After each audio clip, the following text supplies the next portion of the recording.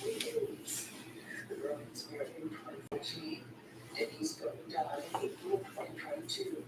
She was diagnosed with cancer for a second time when doctors eventually realized she had AIDS. She died 2 days later.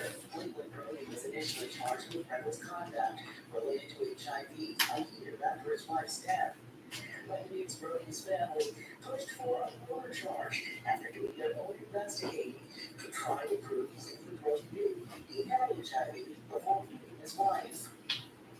Now, Brody was granted an $800,000 bond, and the judge ordered Brody to take his AIDS medication and not engage in sexual activity while on bond. At the line desk, he produced Fox 5 News.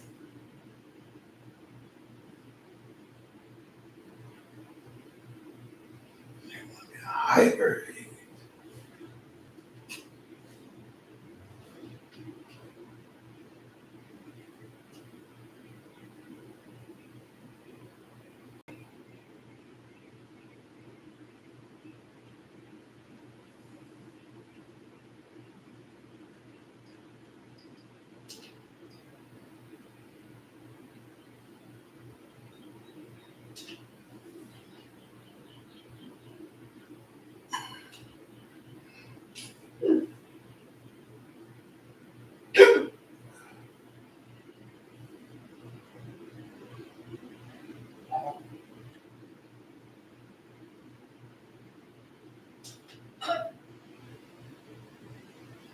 Can someone take some of my candles? They're not all here. Hopefully, the 14th was.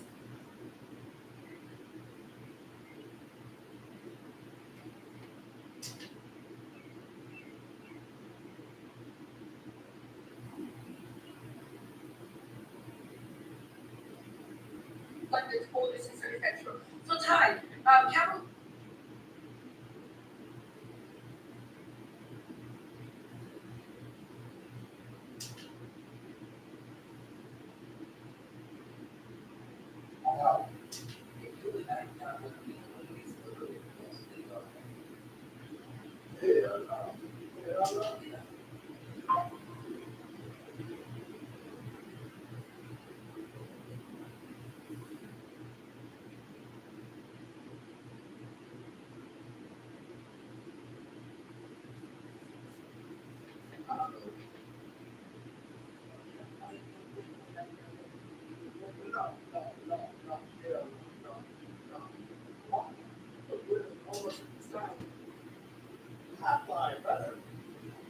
People come to me and they tell me, I said,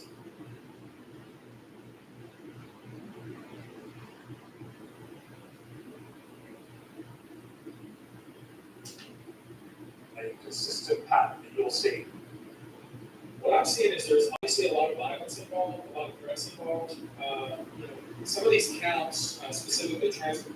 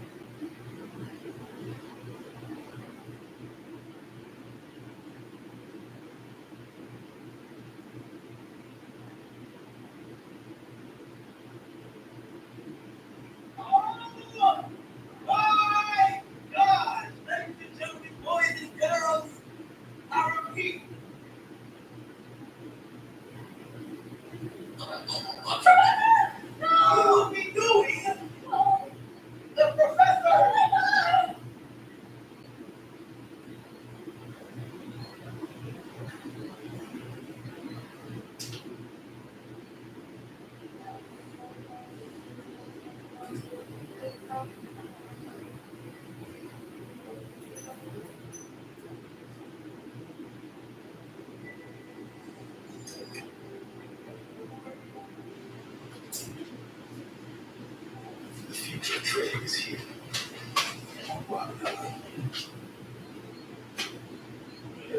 The individual, what they say is true, just like what is going on in this criminal case. So I'm confident that the courts will sort that out. And you gotta ask this thing. You have 100 potential clients. How come not one of them are involved in this case? You have 100 clients. and now the guy's sad in despair. At this time, he was just approached by an inspector who addressed Michael, referring to him as a participant.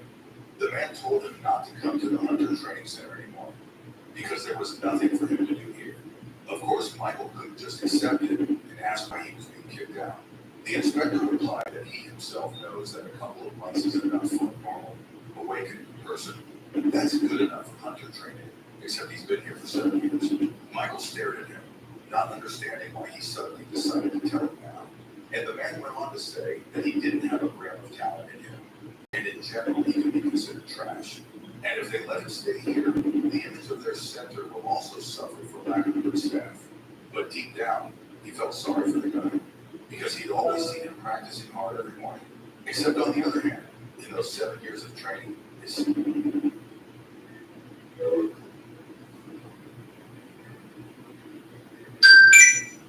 Oh shit, my fault. Okay. I know, I hit it real quick because I thought you didn't. I was trying to hit your all numbers. Okay, you in there, door locked? Yep. Okay, deep breath. Yep. Deep breath, take it slow, relax. Don't cry. All right. I'm just saying, you tired. Oh fuck, they don't know how to work. Okay? Okay. Okay? All right. All right. Till you stop the drop, you call me. Okay. Okay? Okay. So that little RuPaul shit laugh or something.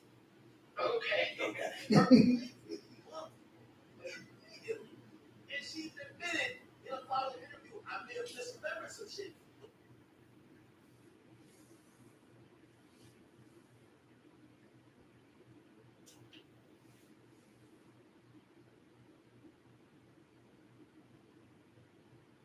Everything begins in a different world in the Dacian dynasty of the Imperial Palace. The emperor has died, and the dumbest, most ill-mannered, neglected, and loser's son has ascended to the throne. This is Tu Yi, and it was supposed to be another brother who took the throne. He only got this position because it all starts in the war against the Demon King 1,000 years ago. On the day the demonic beasts crossed the front line, just keep killing weaklings. But alright, he tells Yudo to keep an eye on that area. Sometime later, Tsukino and Yudo were getting ready to approach the enemies. But out of nowhere, the scream echoes through the forest and a bunch of birds start flying up. She turns around and tells everyone to fall back like, man, it came. Whether you're a professional technician or simply take pride in maintaining your own cars, our offers quality auto tools to meet your every need. From all presses to rapid pump jacks. The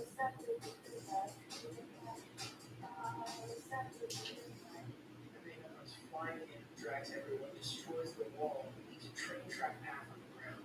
And there he is, with his little purple hair, saying he didn't expect a total annihilation. What the hell? But the important members of our group survived, and she says those guys won't be easy to beat. The second Yudo says he'll take care of a few. She says that won't be possible, because she's going to take both of them down now. She already launches a wave of fire in their direction, man. But it looks rested. In other words, they're like the moms of the guild, taking care of the boys like kids. Suddenly, Tsukino senses something that says 2 suspicious people are coming their way. Right away, Endu gets up saying he's going to handle it. The one guy apparently says it's just 2 people, man. Don't be distressed so much, since it's just a recon attack. But Endu just says that in this new world, quality matters way more than quantity. It's better to face 100 weak people than one really strong guy. Then he asks Yudo if he knows who's above Raven in the ranking. He says yes. It's Beta, Gamma, and Alpha. Man, they're only missing Sigma now. Where's our beloved American Psycho? Then they managed to get footage of these guys running through the forest, and he's seen both their faces. Already warning that those 2 were faces he'd never seen before. But maybe, from what he heard, they were Ben and Gamma. At that moment, Yudo is sure, man, the last one must still be inside the castle as a red post syndrome, since he calls himself Alpha and passed for reinforcements. Beautiful Tsukino asks if he wants her to take one out. Her plan is she'll fight one. I'll go another, and the rest of the team will all go for last. Yudo, however, says they need to be careful, especially with Alpha. He seems like the weirdest one of all. You guys already know that Endu is asking, by chance, did hunting stronger enemies give a bigger reward? She says no, the reward was the same for any head. He replies that that's super boring, since that way he might as well just keep killing weaklings. But alright, he tells Yudo to keep an eye on that area. Sometime later, Tsukino and Yudo were getting ready Out of nowhere, the scream echoes through the forest and a bunch of birds start flying up. She turns around and tells everyone to fall back. But man, the king of Vega comes flying in, drags everyone, destroys the wall, leaves a train track path on the ground. And there he is, with his little purple hair, saying he didn't expect total annihilation. What the hell? But the important members of our group survive, and she says those guys will be easy to beat. The second Yugo says he'll take care of a few, she says that won't be possible, because she's going to take both of them down now. She already launches a wave of fire in their direction, man, but it looks like they just crossed their arms and took the hit full on. Though weirdly, there's a peculiar guy on the rooftop saying that's very rude. Was it a good idea to mess with Tsukino? That guy already looks like the type of villain who loves doing bad things to the shield. Her clan, however, is impressed by her attack that left the trail on fire. And she's all cool and sweet.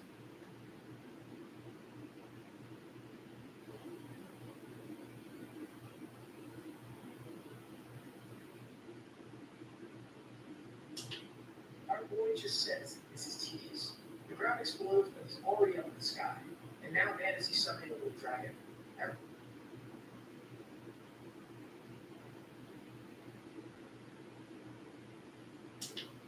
Reported to one of my guys, she says she can clean the floor and things like that.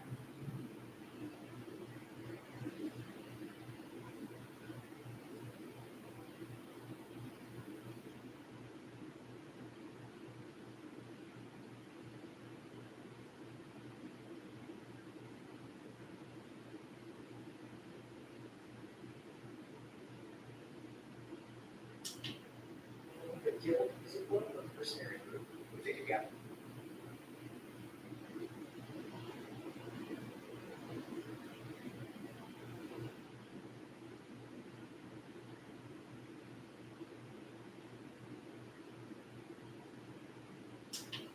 There's an issue asks why. Is it because they think they can handle it, or because they were hired to? Daniel explains that they were contacted because failure wasn't an option.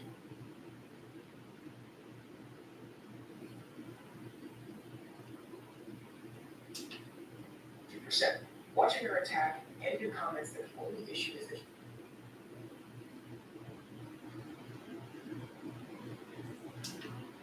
peace for life wasn't in danger anymore. Daniel thanks him, saying that if not for him, Murray would have died. Andrew says there's no need to thank him, just send over 10 billion. Look at that. Humble now, low price, you sneaky devil. Daniel thanks him again and says now he finally understands that Japanese proverb about kneeling to the devil becomes involved. Daniel says the payment and boom. Endo receives a night soul.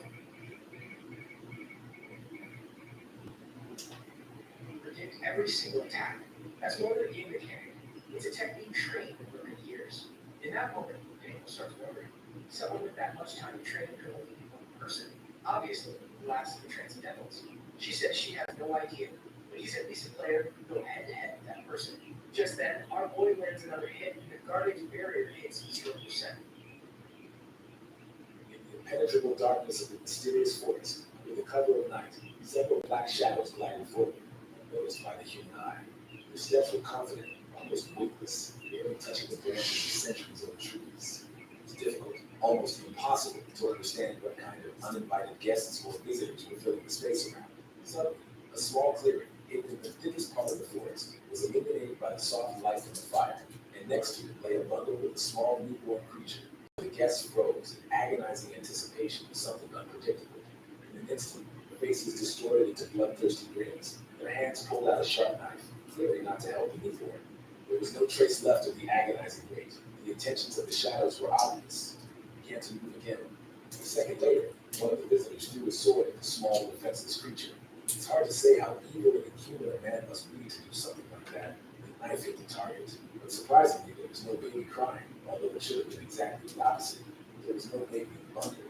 The young man did not expect such a setup of the century, and froze on the tree branch with a silent question in his eyes. Suddenly, behind his back, the forest guest heard a voice, clearly a human one, although who knows what could be found here. So he sharply turned his head toward the speaker.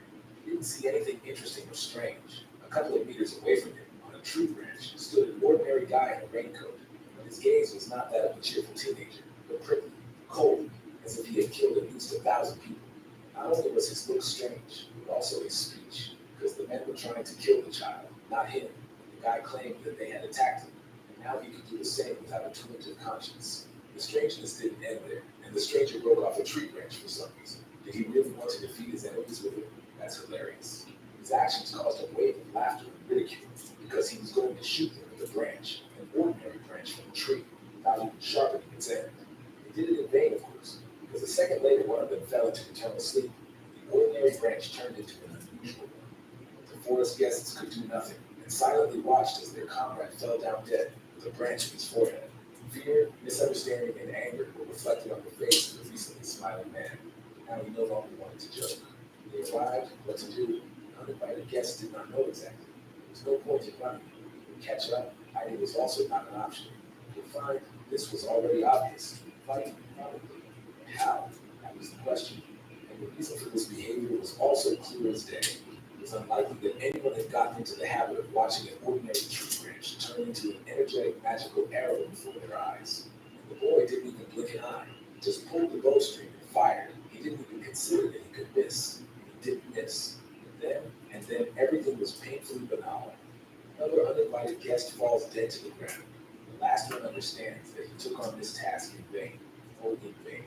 He, of course, wanted to believe that there was still a chance to change everything. If he tried. If he gritted his teeth. If luck smiled on him. But it did not smile. To put it mildly, she didn't smile. She turned her back to him and the one below, and his comrades, one after another, fell dead down. The layout is so-so. It's definitely not possible to collect a winning combination. So the man raised his hands and began to plaintively beg not to kill him because he was good, or at least can be. But the young man didn't believe this fairy tale. He had his own philosophy of life. If you're trying to kill someone, then be prepared to die. Everything was extremely simple and clear, so he easily killed the last uninvited guest. Moore did his job. Moore can sleep peacefully. He left no traces, destroyed the corpses, killed the dummy child. True. All this did not make him joyful and happy, because the real world is not as wonderful as Darien told him. The human world, in his humble opinion, was too boring, too predictable, too ordinary. Meanwhile, on the other side of the country, a secret meeting was taking place, and they weren't making sacrifices. They were discussing an interesting topic about creatures that were imbued with demonic energy. It was good that they couldn't break through the barrier and leave the blue forest. This was definitely a plus for the situation. The minus was that the forest occupied a large territory. No one could use this territory if they did not want to die prematurely. Although, on the other hand, this way you can get rid of unwanted people. Send them to the forest. You don't have to dirty your hands in someone else's blood. The demonic energy will kill them itself. This was decided, and the mother and her newborn son were caught in the crossfire when the good ministers of the church carried into the forest on a dark night, not listening to the woman's plea for mercy, because the seed of darkness had sprouted inside this child. They were not moved by the pleas of the unfortunate woman. They were not moved by the tears of the baby. They performed their rituals under cover of night in a deserted place. A bright light illuminated the clearing, and the tear-stained face of a once beautiful woman stretched out her arms to her child, but could not help it. It was too late. The blue forest was not a place to escape from. Even the most brilliant magicians and warriors could not break the ring of fate and return from the forest to their normal lives. It is not surprising that this place became a purgatory for sinners on earth. The ministers of the church teleported the unwanted there with magic. By some miracle, someone manages to leave the blue forest, then all his sins will be forgiven, but it is clear that there were no precedents. Even if someone tried very hard, he still could not do anything. But one fine day, an unusual child was born, the original sin, with the seed of darkness inside. So Helen lies in the blue forest, crying. That's all. After all, he was only a couple of months old, maybe less, and he didn't know how to do anything except cry. He lay and lay, crying, languishing from cold and hunger, and there was not a single living soul around, except for the demonic energy penetrating his little body. But the more of this energy became in his body, the more chances he had to survive, because a force awakened in him that enveloped his small body in a cocoon and did not allow him to freeze to death. For 10 long days, the baby remained alone with the tail of the forest. Suddenly, a huge predatory cat appeared in the clearing. And if you think that the cat ate him, you are deeply mistaken. She decided to take Helen with her. This became a turning point in the boy's fate. Now 10 years have passed. The child is growing healthy, strong, and fast. Living side by side with the predatory cat who replaced his mother, the child adopted her habits and learned to hunt. We must give the child his due. He was an excellent student. Today, he even managed to catch a hare.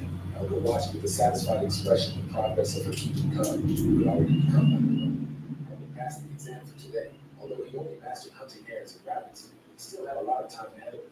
Suddenly, Helga pulled out a cord from the animal, which was in every demonic beast, and then said that if you eat it, you could restore strength and prolong your life. The boy really wanted to try this delicacy, but instead of a kernel, he got a tail on his neck because Elder had completely different plans. She didn't think that the cub was so stupid because he was a human in the root forest. He was a human, which meant that if he ate the core of the demonic beast, he would turn into one himself. The cat was not going to allow this because Helmet would have to leave the forest one day, and if he became a demonic beast, he would not be able to do this. The problem was that the boy didn't believe that he would ever be able to leave the forest, so he thought it was better to become stronger right now and not torment himself with false hopes. But Elder had a different opinion. For some reason, she was confident that Helmet would one day be able to leave this place. Yes, no one had yet been able to leave this forest. That didn't mean anything, because there was a man here who shared a secret with him, who could escape from here. Surprised, Helmet did not expect that here, besides him, there was another person, the same as he, bipedal. What if he was still alive? If so, then you could meet him, you could talk, you could learn about the human world. Helmet didn't believe it because people don't live long.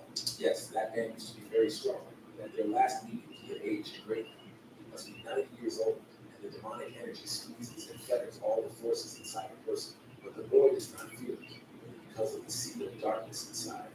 The main character didn't really listen to her and wanted to go look for that mysterious person who knew how to lead the forest. Therefore, as soon as the boy found out the direction in which to look for that person, he ran as fast as the wind to see his own kind.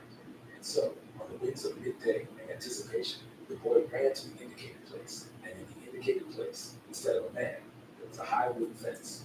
Curiosity got the better of him, and the main character, not paying much attention to propriety, jumped over the fence. And there was a house. The child had never seen anything like it in his life. It was obvious that no demonic beast, no monster could have done something like this, which means it is the work of human hands. But he rejoiced too early, because at that very second, someone pressed him to the ground, and pressed him painfully, very painfully. The man did not stand on ceremony, the uninvited guest. His blow was similar in weight to a mini explosion in an open area. There was not a drop of friendliness in this monster-like person, one continuous negativity and suspicion, like who sent you, come. Truly, there was a mistake here. The boy came himself and did it of his own free will and desire. Anyway, the boy would have come if Elder hadn't revealed to him a little secret about the fact that another person lives here. The name of the foster mother cat sounded like a spell, and the man let the boy go. Otherwise, he might die. The man let the boy go. He no longer trusted him, so he asked why the child had come to him. An interesting movie.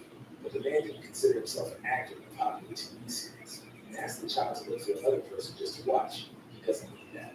Helmet did not give up. He was not going to leave, because more than anything in the world, he wanted to leave this forest. There was nothing to do. I had to get out of here. The formidable and gray-haired man's name was Darren. When the boy looked at his new acquaintance with an offended expression, he gave his name. There was nowhere to go. A strange child, Darren didn't know how to react to his actions and words, so he wanted to make sure that he hadn't misheard, and that the boy really wanted to leave the forest. He hoped in vain that the child would pronounce her words and run away. He only gained even more courage and confidence, because Elder could not lie to him, which meant that the man knew how to leave this place. Darren didn't understand why he should do this, because the world beyond the forest wall was not a fairy tale world with pink unicorns. The boy didn't know what kind of world there was outside this forest, so he really wanted to know about what he had only heard.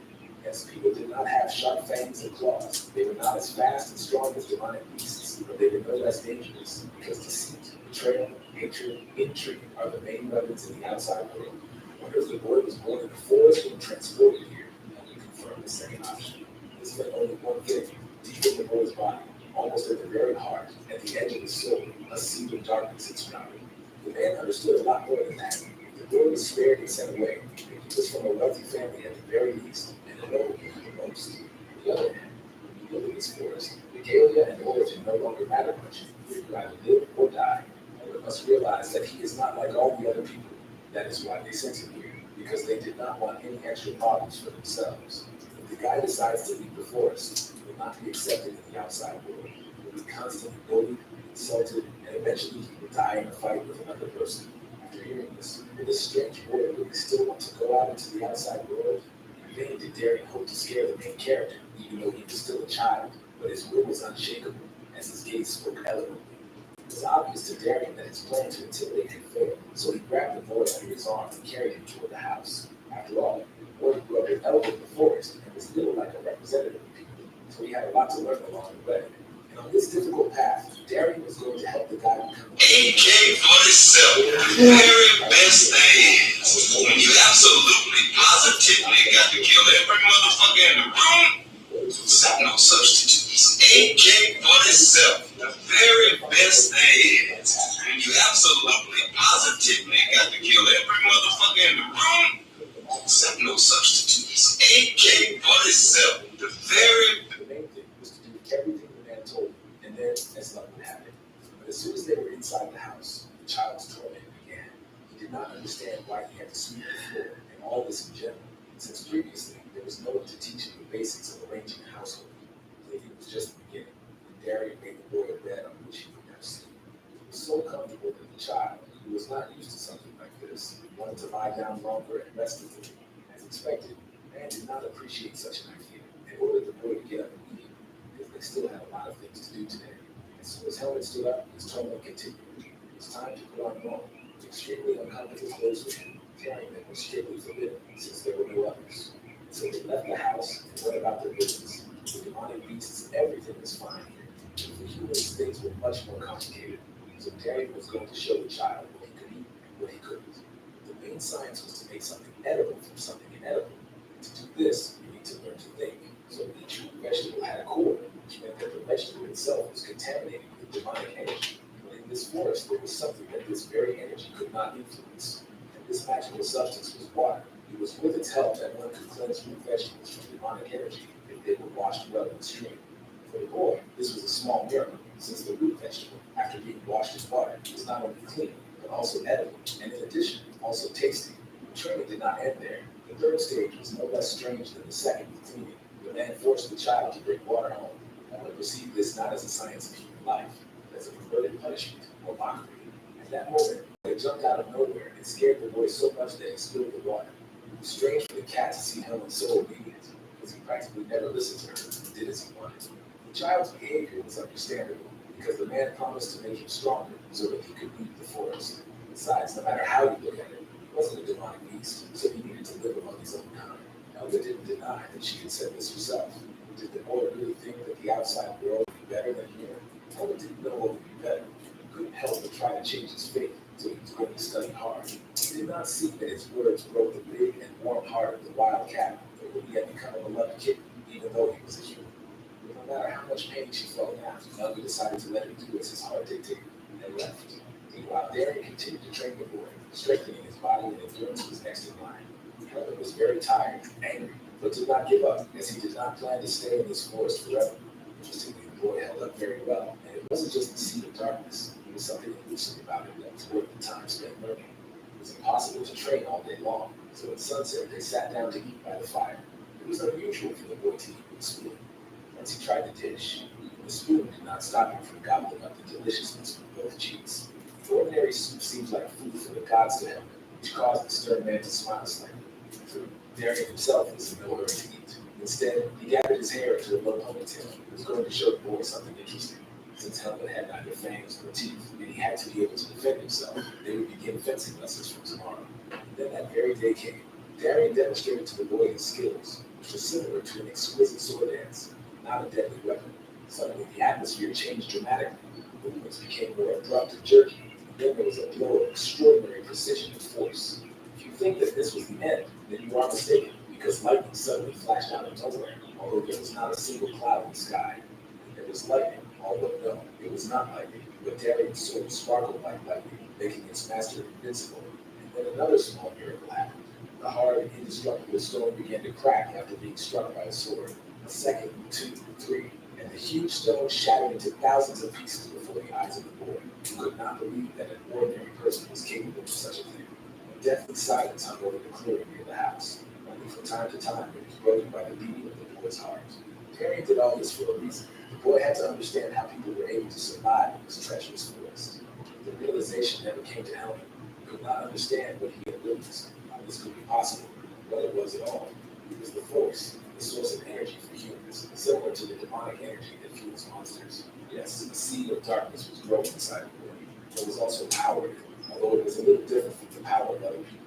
This news was from the obvious and incredible section, but the main character was eager to master the force. Such skill could be considered commendable, but the boy's body was not yet ready for this, because even a small flick almost made him fall. Although it was a shame, the boy had to start his warrior's path small. First understand the essence of the blade. But if a boy sets out on this path, he will experience pain and tears. He will languish from the heat. His clothes will smell of sweat, and his body will ache from tension. But if Helmut can put his whole soul and heart into the blade, if he becomes one with it, then one day the blade will not only become his best friend, it will also reward him for all his efforts. His speech was incredibly heartfelt, so the boy, confident that he was doing the right thing, took the sword into his hands. He was ready to challenge himself in the whole world, to prove that he was capable of much, and would bend the changing world to suit himself. But the boy's endurance did not last long. Already during the next training session, he began to get indignant, capricious, and disrespectful towards his mentor. Helmut thought he was doing everything right, and he had become stronger, so why did Darian think he was still not ready for anything interesting? In general, the boy can't read eyes, and he can't get into someone else's head, so everything needs to be explained to him so that he understands and does the right thing, and not just scolding for mistakes. The more they trained and spent time together, the man increasingly realized how capable, but lazy and wayward his student was. The boy was strange because everyone knows that the seed of darkness makes people bloodthirsty and cruel, and besides, he was raised by a demonic beast. And Helmut surprised with his rationalism, steadfastness, and determination. This made him different from others.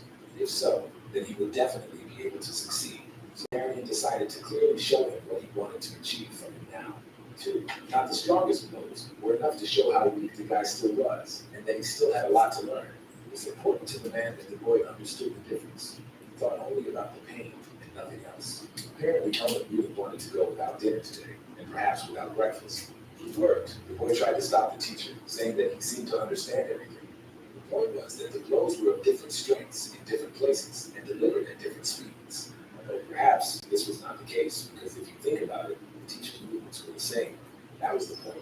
Stupid and thoughtless repetition of the same movements is not the main thing. The art of fencing is more complex than this. You need to take into account the tension of the muscles, trembling of the fingertips, the speed of movement, and most importantly, to achieve a balance between mind and body. During training, the boy must learn to achieve maximum control over all of the above.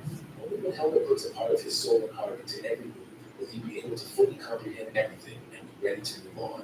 And now the boy swings his sword not like a skilled swordsman, but like an uncouth forester with an axe in a dense forest. Like it or not, the boy had to continue training under the close supervision of the man. After some time, Darian took pity on Helmut and let him go to rest, but left alone, the boy did not know what to do. He was bored. At that moment, Elga gracefully and smoothly came to visit him. The boy was glad to see her.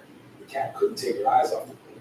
She couldn't understand how he had managed to grow so much. Although, on the other hand, Elga understood that her baby would grow up to be a handsome and strong man. It turned out that a long time ago, Darian asked the cat for permission to live here, and she allowed it. So until now, the man considered himself her debtor. The boy found it strange that she did not fight with him. He shouldn't have said that, because Elga got angry, because she was the ruler of the central lands of the Root Forest, and was ready to fight any creatures who invaded here. Although no, she wouldn't want to meet the nasty snake again, once was more than enough. At that time, Darian was one of the two-headed snake's targets, so no matter who came out on top of the fight between a man and a cat, Naho would take advantage of it. This was understandable, but it remained unclear who would win, the cat or Darian, if they had fought then. Elga had no answer to the boy's question, so she lay down next to him and thoughtfully looked into the distance. She thought for a long time, but still began to speak. It turned out that demonic beasts are shrouded in a halo of demonic energy, but people can hide their strength, so it is extremely difficult to determine its level. This gave the boy the idea that the cat might lose the fight if it took place. But Elga didn't know how things would have turned out then, because Nako hated Darian and really wanted to avoid him, since he destroyed one of his zones in his domain.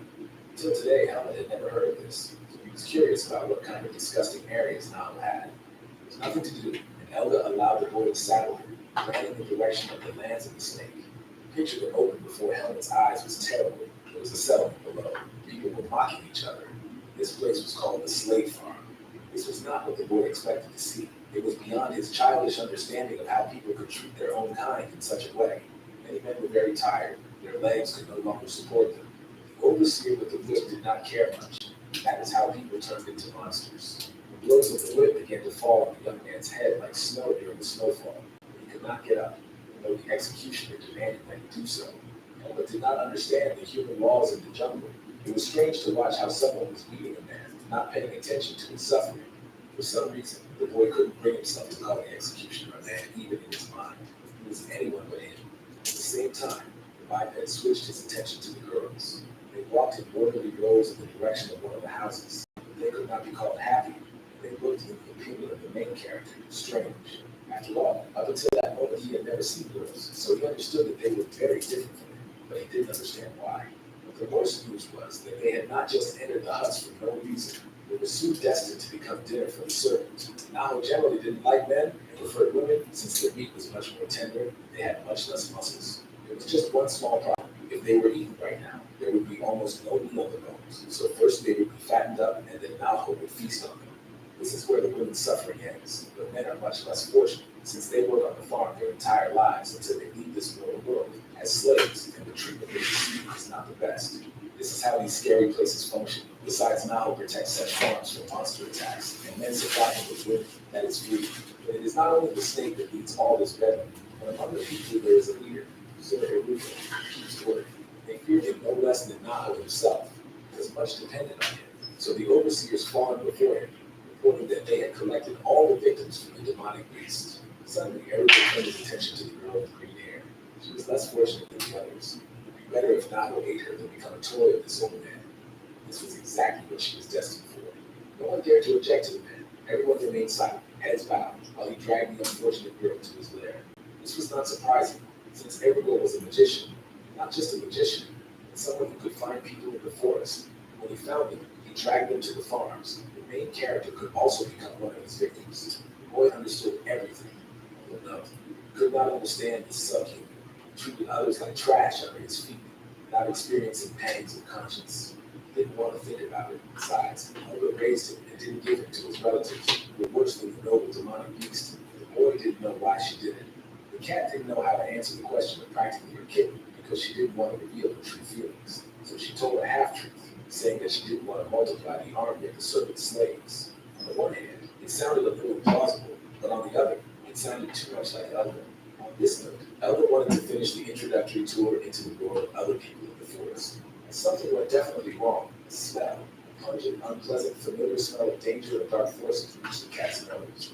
It is obvious that the nasty and evil Naho has come to the clearing in person with very eloquent intentions. At that moment, Elga realized that there had been a mistake. She thought that the servant was hibernating. He was awake, so she had to protect the boy from him by any means necessary. For Helmet, it was a day of discovery. For the first time, just from the sight of the snake, he experienced a strong, indescribable pressure. There was a reason for that, because Naho made it clear that he wouldn't mind eating the boy right now, because children, boys, are very tasty, no worse than women. The plus was that the snake had no open intention of conflicting with the cat, and Eruko raised select people for his meals. Problems came from where they were not expected. Naho smelled the familiar scent of dairy on the main character. The question arose as to how the child was connected to the man. The boy was too scared to say a word. He had nothing to say anyway. The truth was not an option here. So Elga came to the rescue and began to protect him from the serpent. Anger, pure, unbridled, dictated by fear for the boy, took hold of the cat. She was still warning the enemy not to touch him, but she could at any moment move from words to actions. Naho wasn't stupid. He immediately understood that it was better to avoid open conflict because you never know what could happen. So far, he was only interested in why the child's clothes had dairy scent on them and whether they were related. The creeper had not yet forgotten how one fine day a man destroyed one of his favorite slave farms. The smell, Elga didn't think about it either, so she had to make up a story on the fly about Helmet stealing clothes from a man, nothing more. It was hard to believe, but the snake decided to take the cat's word for now, although he wanted to punish the main character, but not so much to feel the teeth of an old acquaintance on his own skin. For now, Naho was in a good mood, so he hoped that the uninvited guest would leave his territory and never come here again. After all, in the future, he won't be so kind and understanding, and he really didn't want to collect white wool from around the area. After this, Naho proudly left, and the boy's nerves gave way, and he lost consciousness, which was understandable. Still, Elga didn't think that Helmet was so weak. Less than 6 months had passed before the boy came to his senses. He returned home. The cat was very worried. She understood that Naho now knew about the boy. They couldn't go anywhere alone. Yes, Naho wouldn't dare to openly enter the land. That doesn't mean anything, and caution wouldn't hurt. Helmet himself understood this, so he did not protest, but walked quietly and somewhat sullenly next to Elga. Yes, it wasn't his fault that what happened, but he was tormented by one question. Would he ever be able to become as strong as Cat and Darren? The question was difficult. Elga didn't know how to answer it correctly. She admitted that the man was strong, very strong. Besides, most people never dream of such heights, even if they put in all their efforts and devote their whole lives to it.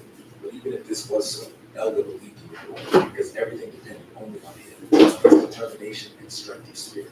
It was also obvious that if Helmut wanted to leave this forest, he had to give it his all and become stronger, much stronger. Suddenly, Elga started daring, so she decided to leave the boy with him. He walked forward proudly, wagging her tail. And indeed, she was not mistaken. A few moments later, a man appeared in the clearing with an armful of brushwood and straw.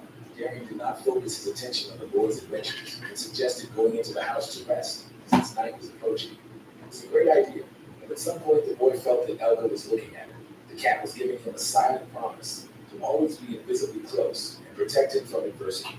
Night fell, but it could not be called calm and quiet. The boy was writhing on the bed from severe pain in his stomach. With each passing minute, the pain became stronger and stronger. The child had practically no strength left to endure it. Helmut involuntarily remembered how Darien had slipped him some grass, saying that he should definitely chew it before going to bed. At that moment, the main character did not attach much importance to the fact that this was a special herb, poisonous. Slowly, the meaning of what was said reached the boy, and he tried to protest, but it was no use. The man was stronger. One flick was enough for him to convince the child that he was right. The grass should have suppressed the seed of darkness inside the boy for a while. And now, the unfortunate main character thought that at any moment he would leave this world, because not only his stomach hurt, but his whole little body. But no matter how much the boy screamed and complained, Darien did not hear him, because he left and peered into the darkness of the night, looking into the eyes of the lonely moon. Morning came, no matter how lousy the boy felt at night, he was now cheerful and continued his training. Amazingly, Helmut made great strides, each time demonstrating enviable persistence. Few of the trees suffered from his efforts. They were all slashed by blows from the wooden sword. Darien was pleased with what he saw, because it meant that Helmut liked fencing and was determined. It was so, and magically, the boy's eyesight became better, and his body was now much more obedient. Miracles and nothing more. Although there was a hunch in the protagonist's head that it was due to poisonous grass, demonic grass to be precise. He no longer had stomach pains. Moreover, Helmut was more cheerful. Getting up early no longer bothered him. Several months passed like this. Darien decided that it was time to move on to a new stage of training. It was about the force. It could not be seen, touched, or smelled. It did not exist in the physical world. Therefore, it was infinite. But if a person's body is weak and unprepared, the force cannot be used. So until now, the man had not taught the boy the basics of its use. But now he could try. Today was the right day when Helmut's mind and body were ready to accept the force and use it adequately. From that day on, and for as long as necessary, Darien was going to train the boy in the force. And in order for Helmut to realize what awaited him, the man evened out his breathing, and the incredible happened. An unstoppable, powerful force raged around him. So the man said that the boy needed to absorb the surrounding energy and then redirect it. The energy must move into the protagonist's blade, after which it must be enchanted. That was the whole point of power. It all depended on how and for what people used it. The period was finished. Now it was time to move on to practice. So the boy had to first feel his blade and lift it. During battle, Helmut must gain his breathing, his pace and frequency, because he needs to absorb the surrounding energy. During a fight, you always need to fight with a cool head, be absolutely calm, and his movements would be light and clear. And then the man decided to clearly show what would happen if the boy lost his pace, what would happen to his strength. Helmut was able to withstand the blow, but he realized that strength can be forgotten if one forgets about composure. But this was not enough. Darien continued to attack the main character. His blows were unusually strong. The boy was barely able to jump aside. In a matter of minutes, at such a frantic pace, the boy's endurance began to fail, and he even began to think that the man wanted to kill him. But no one was going to give Helmut any breaks, so he had to even out his breathing so as not to die prematurely. And now he was calm, which meant it was possible to try to attack the man, not just dodge the blows. It looked funny. Darien didn't even move from his place, didn't use slew anymore, but easily repelled all the child's attacks. All of this was definitely not enough to get the man even a little bit. The boy needed to absorb as much energy as possible and call in soothing. Yes, no one could be perfect the first time. The problem was that Helmut wanted to, but didn't know how, so he backed down. He had to be prepared for the fact that from now on, all training would be like this, and it didn't matter how much time he had to spend on it to get the desired result. On the one hand, it sounded like a threat, but on the other hand, it motivated the guy, and he attacked the teacher again. That was the best thing Helmut had ever shown his mentor. The last blow contained all his determination to become stronger and leave this place, although it didn't really achieve its goal. The training continued day and night. How many days it was no longer particularly important, until one of them Helmut was able to call upon the force. From that day on, his life became more interesting. He used his new skills not only for training, but also in everyday life. for example, chopping wood in the winter. Although the boy had grown up and become a young man over the past 4 years, he still considered himself too weak, although it was not noticeable outwardly. Darian watched him closely and was not even against a duel, but before he began, he wanted to see the strength of his ward. This made the main character nervous, because the last time after the silver offer, Darian refused the duel, calling him weak. There was nothing to do, and he had to show the force. And Darian was once again surprised at how talented a student he had, because despite the seed of darkness, he demonstrated insane growth. Helmet was definitely destined to turn the world upside down. In what way this would happen was difficult to say. But they will think about it tomorrow, or they won't think about it at all, but they can't delay any longer. The guy is ready for a new stage in his life. It's obvious that with this level of power, Helmet will be able to pass through the barrier, so it's time to say goodbye. The main character both believed and did not believe that the time had come for him to leave this damned forest. Now he felt fear, and he didn't understand why now, because he wasn't strong enough yet, but it was simple. If the seed of darkness grew even deeper in him, then he wouldn't be able to pass through the divine barrier. And now the guy must turn into a leader and be very attentive, because he will only have one chance. So the path to the human world is in the north of the Blue Forest. To get there, you need to pass through the divine barrier. There's one place where this barrier had become especially weak lately. In theory, Helmet should reach that place and lead the forest through it. This is only in theory. In practice, no one has done this yet. You need to act decisively now, before the seed of darkness begins to interfere with the main character. He can break through the barrier. There was another problem. Darian had never looked for this place, but he knew the man who did. And that person was Aragorn, who lived on the Now Slave Farm, which is pretty news if you think about it. It was possible to come to terms with this. The main thing was to achieve the goal, but Darian was worried about Helmet, because he had lived his whole life in the forest, and my people would seem like a fairy tale to him. But we must remember that they are the ones who are followed by tragedy. You can't hide from them or run away. You'll always find a guy everywhere. One day it may seem that the world has collapsed. It is pulling him into the abyss of despair and darkness. No matter what happens, no matter what trials the main character faces, he must always remain true to himself and never forget who he really is. This was obvious, but the boy was worried about whether Darian was really not going to go with him to the human world. Unfortunately, the mentor confirmed Helmet's fears. He was going to stay in the forest forever. Right now, he wanted to rest a little, and he was expecting Helmet to visit tomorrow. He had something important in store for the guy. There was something vaguely strange about the man wanting to spend some time alone with himself. Night fell. Helmet did not go home, since the mentor wanted to be alone. So he sat on the edge of the cliff and looked at the river below. Feeling that the main character was feeling bad, Helga came to him. She was interested in what was supposed to happen tomorrow, since the guy was so sad and worried. Yes, tomorrow he must leave the forest. But for some reason, an incomprehensible weight lay like a stone on his heart. This was a normal phenomenon. Helga was sure that it indicated that the guy was slowly becoming a real person. The night did not last forever. In the morning, Helga came to the house, but he was afraid to open the door for the first time. Helga did not let him give in and forced him to open the door, but his mentor was waiting for him in darkness and silence. Darian was in no hurry to break the silence, but in front of him lay some kind of bundle and a sword, a real sword. It was a gift, and it was a farewell. Darian could not say anything to help him. He died. It was the first farewell in the boy's life, the first death of a loved one. He did not fully understand what had happened, but he knew that it was time for him to leave this house. He didn't cry. He took the gift and promised to always, wherever he was, remember Darian and all his instructions. Near the house, Elba was waiting for the main character. He did not leave, because she understood that he needed support and also knew that all people die. Now it was the man's for the first time. Elba did not let him give in and forced him to open the door, but his mentor was waiting for him in the darkness and silence. Darian was in no hurry to break the silence, but in front of him lay some kind of bundle and a sword, a real sword. It was a gift, and it was a farewell. Darian could not say anything to help him. He died. It was the first farewell in the boy's life, the first death of a loved one. He did not fully understand what had happened, but he knew that it was time for him to leave this house. He didn't cry. He took the gift and promised to always, wherever he was, remember Darian and all his instructions. Near the house, Elba was waiting for the main character. He did not leave, because she understood that he needed support and also knew that all people die. Now it was the man's turn to go to a better world. Darian lived a good, long, rich, meaningful life, so there is no need to be sad, because for people it is a luxury to live so long. Not only did Darian have a gift for the boy, but the cat also gave him a package containing a medallion, which was the one the boy was wearing when he entered the forest. It was made of pure gold, or another precious metal, which meant that the guy was born into an aristocratic family. But the most interesting thing was the engraving. named Margaret Irene. Now that was interesting. Perhaps that was the name of the main character's mother, maybe his sister, or even his grandmother. Elvin was sure that Helmut would need to find this Margaret, because she had a feeling that this woman would help him no matter what. Today she couldn't go to the slave farm with Helmut, because Nahum was still sleeping. If she appeared near the farm, he would definitely wake up. It was obvious that Helmut was no longer a scared boy. Today he could definitely handle everything himself. It was time to leave. Nevertheless, the main character slowed down and wished his mother Cat a long life. But now it was definitely time for him to start a new chapter in his life, so he confidently moved forward.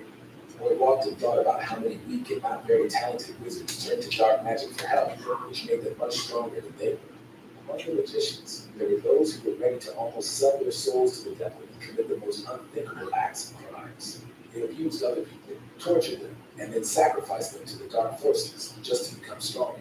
All his adult life, Erigo hated and envied other mages. He felt that he was not good enough and did not have enough talent to stand next to the best of the best, so he turned to the dark forces. But in order for dark magic to work properly, it needs to be fueled by negative emotions in people.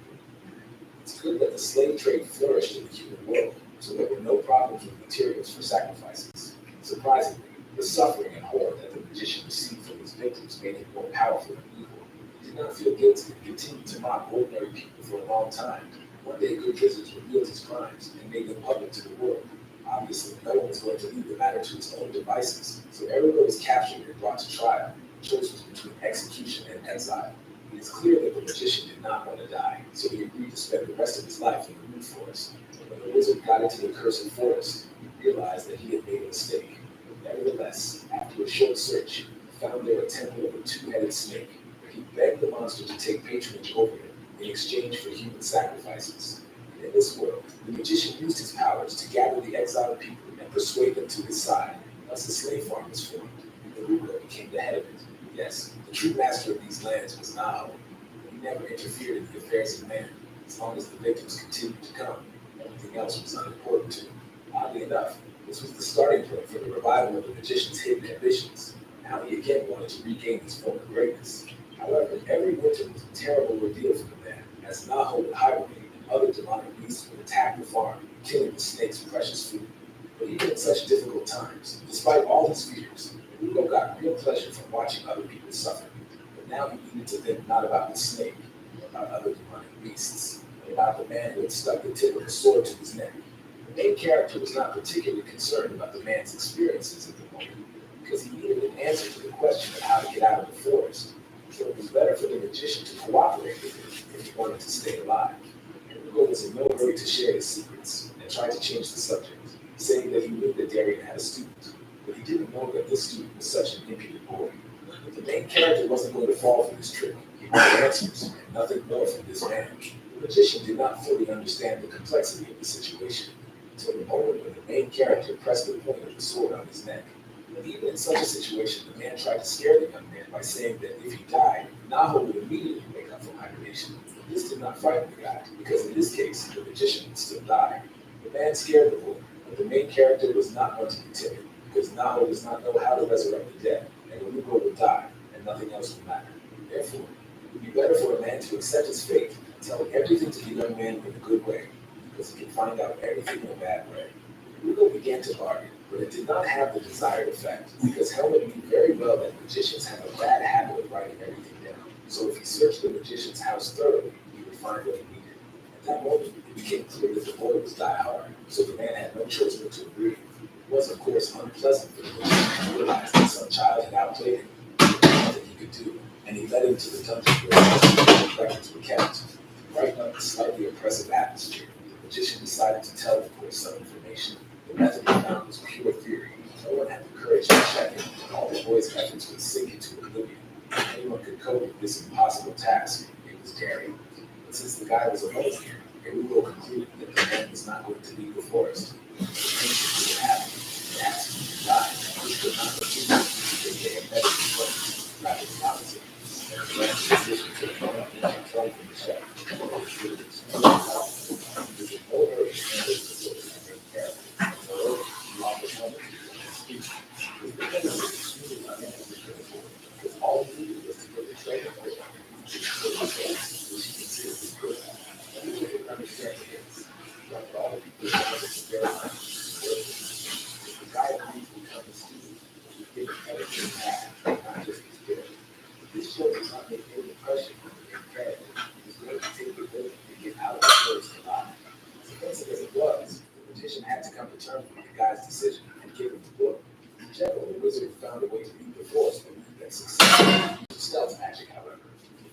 state. According to the book, there's a huge waterfall in the north. It contains demonic energy, a divine barrier and neutral water at the same time. It's there that the barrier is weakest.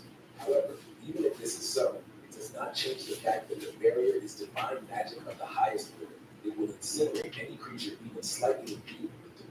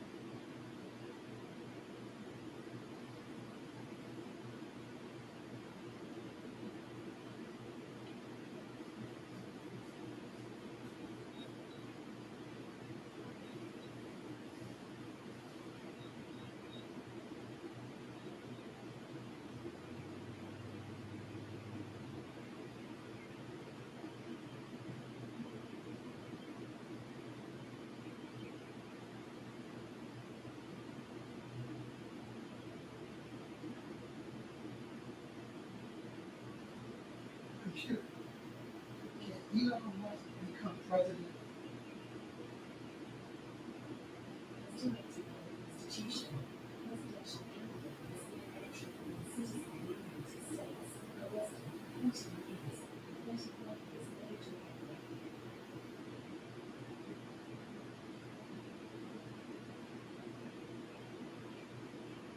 Can Elon Musk be president?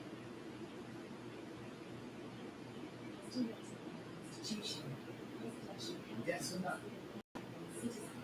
Repeat. Yes or no? Can Elon Musk be president?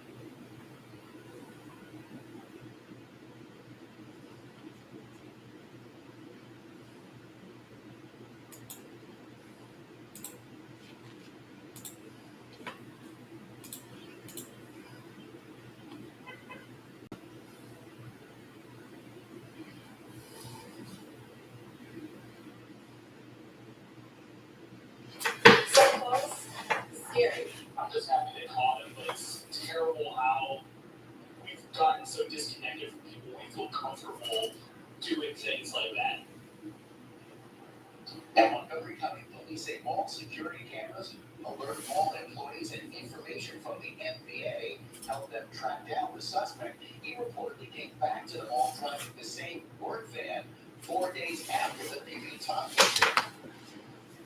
However, we are pushing cameras in a lot of our neighborhoods to businesses. We are going out and asking businesses very actively, please go out and put cameras inside and especially outside of your businesses so we can start piecing together crimes after they happen. Now, according to those charging documents, Nostrad Morales was arrested last summer in the city of Gaithersburg on a burglary charge. Now, there was a cell phone number attached to those charging documents listed under his name.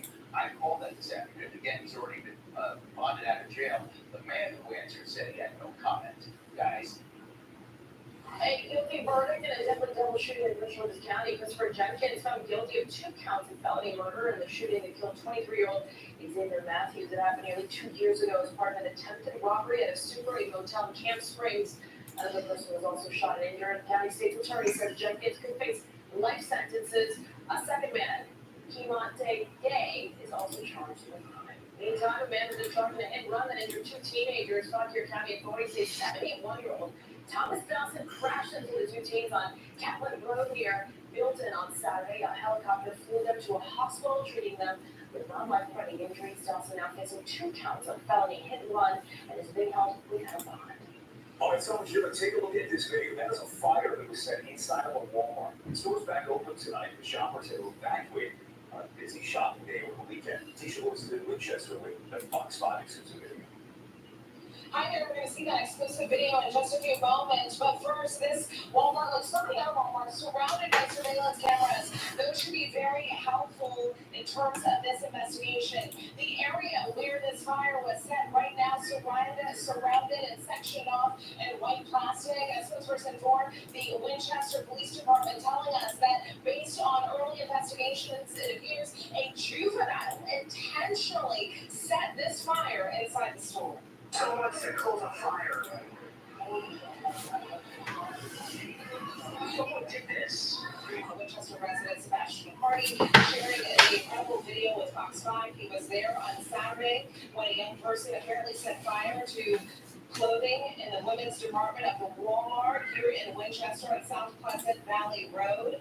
We're told no one was injured during the incident, and the matter is still under investigation by the Winchester Fire and Rescue Department's Fire Marshal's Office. The store reportedly closed after the incident, but has since reopened. First of all, I know safety is a big concern now in the United States and everywhere. I think they had some good safety emergency plans in place here. And the reason being is because it sounded like they ended up really quickly and evacuated everyone and took care of it where it's supposed to be. We asked what's the motive. We also asked a little bit more about the investigation. And they basically told us that they don't have that information. They didn't answer the question. We also asked if this is being investigated as arson, and they would only stick with that it is under investigation and that they believe that this fire was intentional. Thank you, Tisha. Staying in Virginia tonight, the future of Manassas regional airports in talks at a meeting right now. Of course, there's been talks about bringing commercial flights into Manassas. Plans include potential redevelopments and a runway extension for business jets. Total cost of the master plan is $800,000. A meeting earlier this month, though, revealed security concerns and pushed back the timeline to bring in those commercial flights. And a story we brought you last week, an update tonight. A DC woman's stolen doctoral cap and gown returned days after her ring camera captured the video of the theft. Dr. Leah Carrington-Boney says the items were returned over the weekend, days following her graduation ceremony, and she believes the coverage from Fox 5 convinced that person to return it. Still, no one on the suspect. This magical moment must play your role in McDonald's. And today's match along with the Mystics off to a hot start, taking their first road game against the Connecticut Sun. 4 Washington players reached double figures yesterday with guard Brittany Skies, Nazi team leading 27 points. The Mystics win 90-85. They're on 2-0 after Friday's home opener victory. Next up, they head to San Francisco to take on the Golden State Valkyries Wednesday night. Now at McDonald's, we chose to provide our meal with your favorite breakfast sandwiches. You are watching Fox 5. Roughly 35 million Americans live with type 2 diabetes. And did you know that GLP-1 medications that manage blood sugar cost less than $5 to produce? But Big Pharma wants you to pay up to $1,000 for the same medication to further pad their pockets while you struggle to afford your medication. It's time to prioritize your health, not their wealth. Learn more at pharmareformalliance.com. Well, this Xfinity Wi-Fi is. Hey, honey, how's the Wi-Fi? It's booming. It's booming. Booming! Pretty much great. It's a business. Hey, let's not move. Sit down there. Booming! The Wi-Fi is booming! Get the most reliable Wi-Fi and our best equipment with unlimited data included, all for one price for 5 years. The Wi-Fi is booming! Shiki, we love helping you save. We will offer you amazing deals through our Shiki Half Smart Sales Event with Memorial Day savings. Every vehicle sold through June will help us reach our goal of raising $250,000 for the American Heart Association. Now is the time to buy with special low-rate financing or huge savings on MSRP. Shop and save on the Mid-Atlantic's largest selection of new and used vehicles during the Shiki Half Smart Sales Event with Memorial Day savings.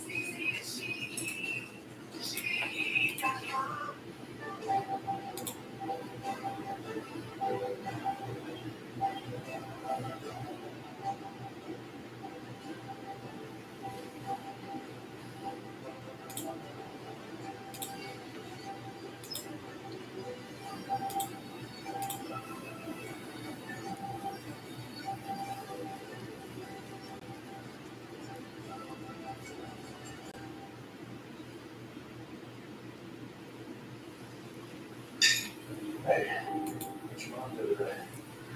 She called again this morning. Honey, maybe we start looking at nursing homes. But if Congress cuts Medicaid, I don't know if there really would be a place for her. We can't afford After everything she's done for us, doesn't she deserve better?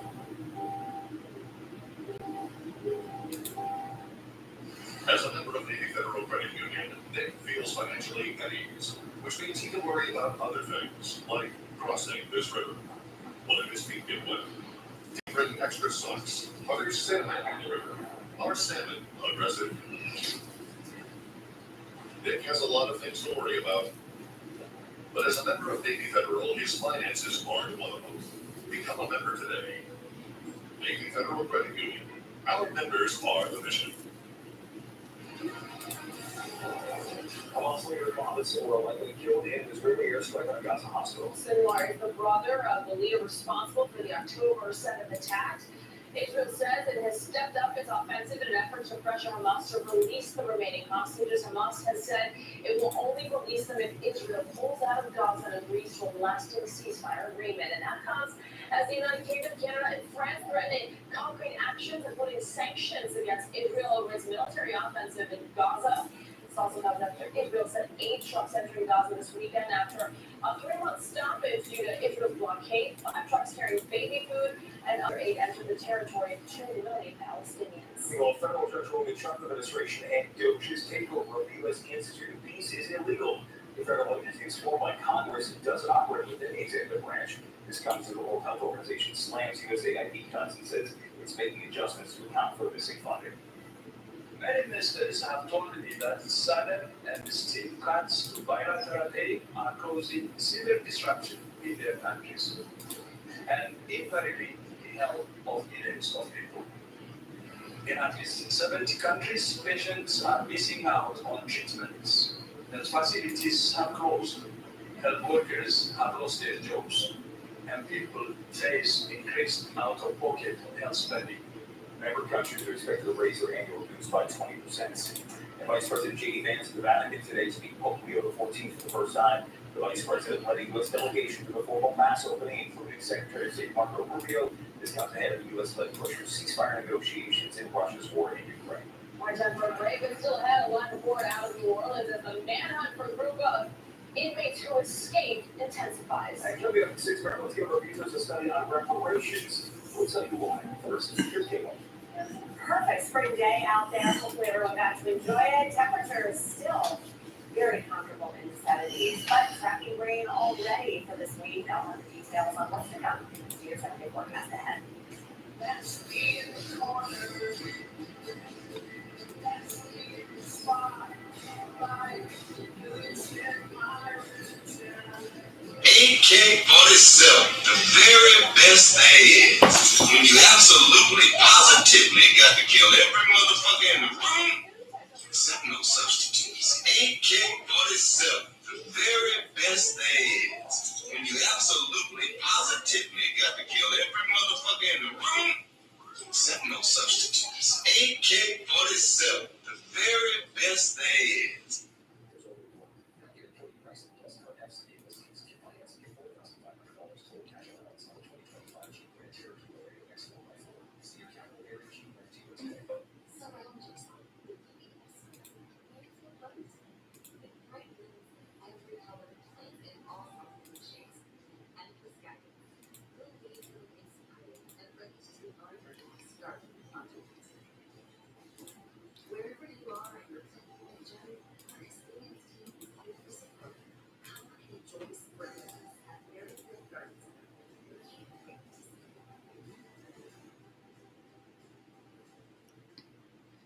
Courtrooms have become the battle as Trump and Musk attack our rights. I'm Jay Jones. As a lawmaker, I'm protective of human rights. As an assistant attorney general, I took on new corporations and I sued Glenn Youngkin to defend voting rights. As attorney general, I'll fight Trump and Musk in court because our rights, our democracy depends on it. How'd I do? There's a reason Chevy is called the heartbeat of America. Our heart is strong, steady, unwavering, like the people who keep this country moving. For them, only America's most dependable truck will do. In every Chevy truck, like every Chevy driver, dependability comes standard. When qualified buyers get 2.9% APR for 60 months and also all of it, after payouts, or get $4,350 total value on this or plus current Chevy will get $4,750 cash allowance to be traded in over 20 vehicle. Memorial Day sale is on now at your local Braves Guard. It's your last chance to beat upcoming manufacturer price increases, and we're offering up to 35% savings on select appliances. Get doorbuster deals on this GE profile refrigerator or this best-selling dishwasher. We offer next-day delivery and installation. Plus, we install when we deliver. Another reason why Braves is big. Braves Guard, where it doesn't cost more to get more. Hurry in for a great deal on the most awarded SUV brand, Jeep. There's only one that can get fully pricing plus code FCA receipts. Keep financing at $4,500 total cash allowance on 2025 Jeep Grand Cherokee. Loaded with X4x4. See your catalog at Jeep Grand dealer today. Looking for more? I have more Coots Toyotas, more Coots Fords, more Coots Chevys, over 7,000 new Coots vehicles. Whatever you want, we've got it. Did I mention big Memorial Day savings? Online now at Coots.com. 7 inmates of the 10 who broke out of a New Orleans jail are still on the run, and investigators are asking for your help tracking them down. They've now increased the reward for information. Fox Sports Country team is in New Orleans right now. They escaped on Friday. How's the search going? Right at Jim, Louisiana State Police officials say that they do have strong leads on each remaining inmate that is still on the run. Now, some of these men that the police are on the lookout for here have some serious charges against them, some including murder. Officials say tips helped them find 3 of the escapees, and the FBI is offering up to $10 grand for information that helps them find the rest. Other organizations like ATF and the Crime Stoppers are offering thousands more. Officials say the inmates escaped around 1 a.m. Friday. This is a hole they climbed through behind a toilet. Taunting messages are written above the hole like, "Too easy, LOL." Investigators say the inmates then climbed the jail wall after using blankets to cover the barbed wire. And nobody noticed them missing until around 8:30 that morning. New Orleans Parish Sheriff says it's possible the inmates had help from somebody in her department, and she suspended 3 deputies. But she hasn't gotten specific about any accusations. Still, the Louisiana Governor Jeff Landry says this could be the largest jailbreak the state's ever seen, and he wants to know exactly what went down here. Attorney General is going to conduct a very thorough investigation. Not only those people who may have aided and abetted them to get out, but those who continue to aid and abet them. If we find that you have aided and abetted these fugitives, you're going to jail as well. Governor Landry says he believes most of the remaining inmates are still in Louisiana, and law enforcement officials are telling people if they see anything suspicious to not hesitate to dial 911. In New Orleans, Owen Kudrovich, Fox 5 News. Residents in Kentucky, Missouri bracing for more severe weather. This comes after more than 24 people across parts of the Midwest and the South were killed following tornadoes last week. 19 of those deaths were in Kentucky. State officials say the death toll could increase in the coming days. Meanwhile, back here at home time at 5:46, we'll be getting another live look outside from our National Harbor Cam. Quite the contrast from the weather we had last week. Yeah, and of course, you always have the unexpected will come with severe weather. Looks like what we're seeing moving into our area right now, I think. Hi there, I know Jim Marino when I was last on the air with you on Friday. Yeah, And long day. I know, to the work week with those storms that were just all straight line winds here in our area. Yes, there was a confirmed tornado in Baltimore, but that was just straight line winds and a reminder that can do just as much, if not more, damage than anything that rotates. It depends on the situation, but a lot of trees obviously that have come down, we're still cleaning up with that. The weather has improved greatly, obviously today was stunning. It's still a nice one, although clouds increase in the afternoon, and we've got rain back in the forecast by Wednesday morning. So time to get saturated again, and that cool and wet pattern will prevail through the work week into the weekend. I do want to say that the rain on Wednesday, just rain. We're not talking about storms or severe weather anytime soon, which is a nice break. You know, we want to limit those days as much as possible. For today, we started the morning at 61 degrees, reached a high of 77. Really comfortable dry air overhead with a nice breeze. If you tally up all the rainfall through the month so far, including what fell on Friday, we're up to nearly 5 inches for the month of May, 4.75 to be exact, and still going. So this is going to probably end up being quite the wet month after this week. Fox 5 Sky Camera reports slow commute. I'm sure everyone's anxious to get home and enjoy the evening because it's so picturesque out there with the sun shining over the Potomac. 74 degrees here in DC, still a north breeze at 16 miles an hour, and we're mostly in the 70s. Some of us hit 80 earlier this afternoon in Culpeper, Quantico, and Fredericksburg, and everyone tonight is going to be nice and cool. So satellite radar obviously quiet as high pressure moved in over the weekend and brought us sunny skies Saturday, Sunday, and then again today. We've just been progressively cooling down. And it's actually kind of chilly by tomorrow morning when you look at these low temperatures that are only in the upper 40s. The mountains and our northwest suburbs, Frederick 46, Gaithersburg 48, 55 for the start here in DC. Plenty of sun is for the morning hours.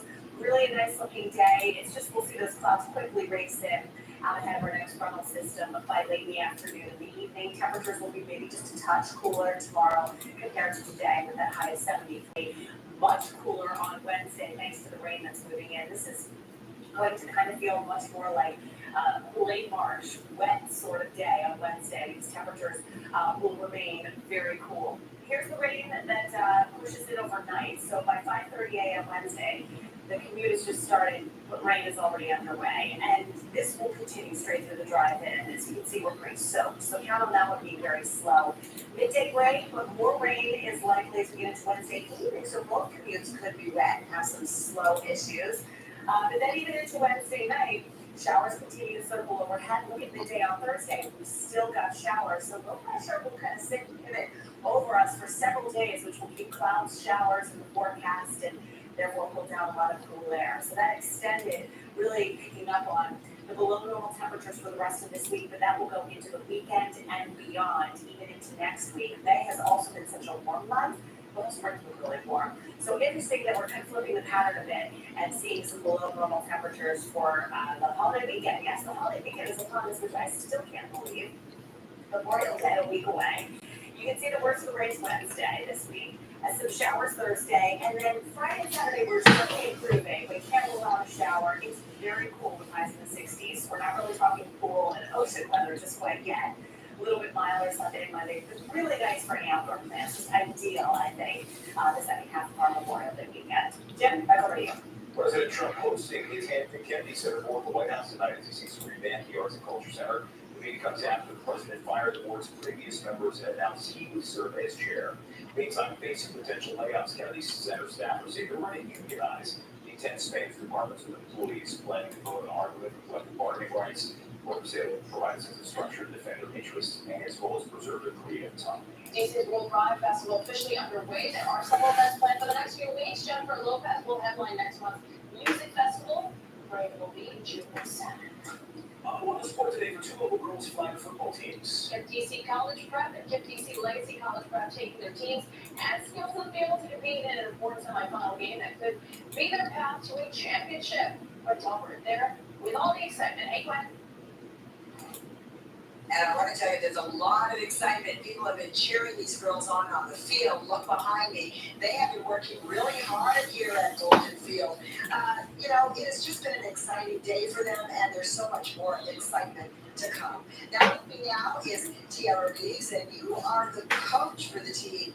Tell me how hard the girls have been working, and how do they really prepare for this? We literally practice twice a week.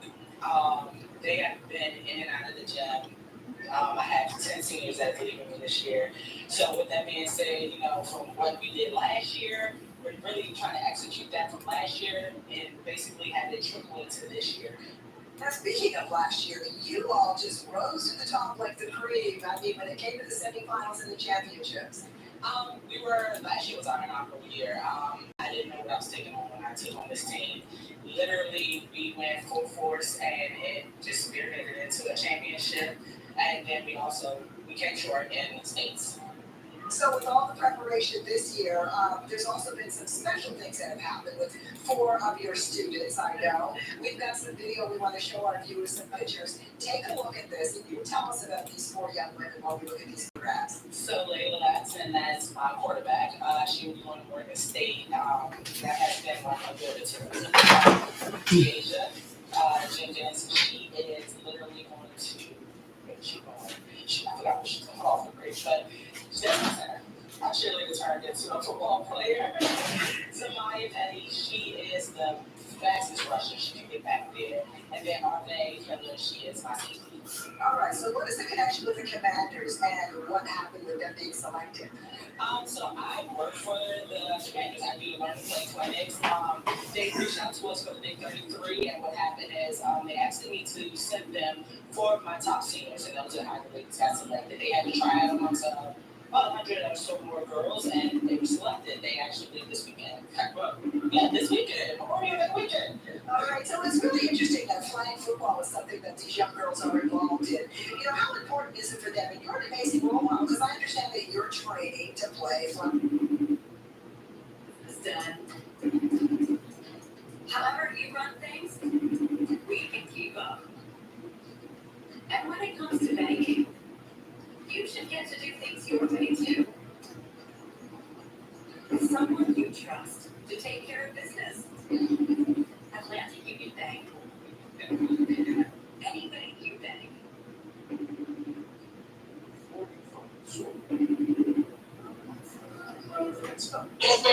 Hey. Oh, good. Oh, you in the bathroom? In the shower or the tub?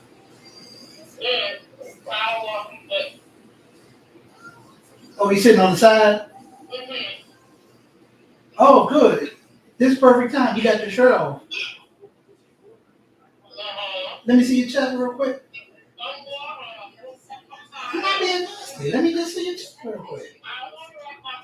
Okay, you gonna show me when you get out the tub? Okay, show me when you get out the tub, remember. Okay. I even stole my husband's to use on my legs. This is the perfect grooming tool any man would be lucky to have. Get it now for up to 70% off, just in time for Father's Day. Shop now at www.grooming.club. Zoe Pricing Plus, you can get lettuce for around 1,500 current DT or for just $369 a month, or drive a hot Charger RT for just $149 a month. Now at Lenz Fuller Chrysler, Jeep Dodge Ram Westminster.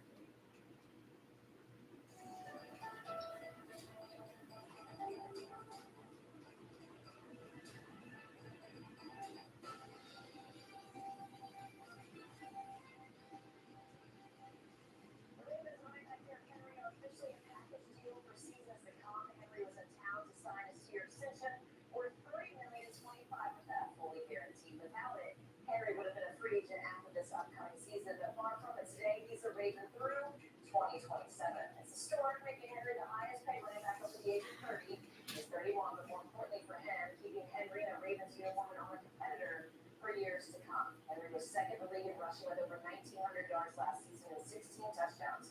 Just behind Philadelphia's Saquon Barkley, Henry, Lamar Jackson, and the Ravens offense led the league in rushing yards per game. Those two, plus the rest of the Ravens roster returning, an added player for free agency should only be able to build on last season's divisional round loss. Looks good on paper and team right there, and actually do it. Damn, look at that cutie.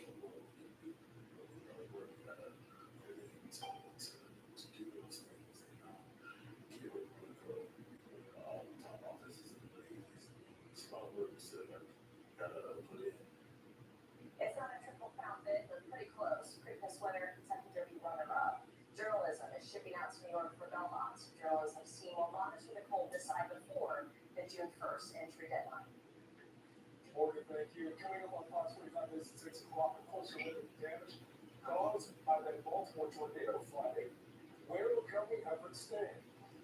And residents of Federal Hill call on action from city leaders after they say a group of juveniles committed a crime spree. Why some say the crisis needs national attention.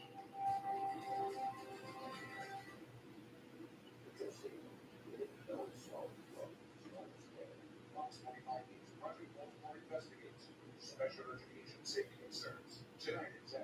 Make the biggest splash this summer at Hershey Park with the Summer Fun. You get unlimited visits all summer long for just $99 to take on all the fun, including the all-new Twizzlers Twisted Gravity.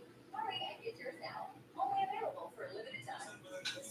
FH Fur is standing with our nation's heroes. Now, schedule a $29 courses to donate every dollar to the Wounded Warrior Project up to $10,000. With FH Fur, it's more than a team. It's a way to honor those who sacrificed for our freedom. Stay cool, save energy, and give back to the brave men and women who served our country. Join FH Fur in making a difference. Call 877-CALL-FUR and ask about our no breakdown guarantee, or visit fhfur.com for more.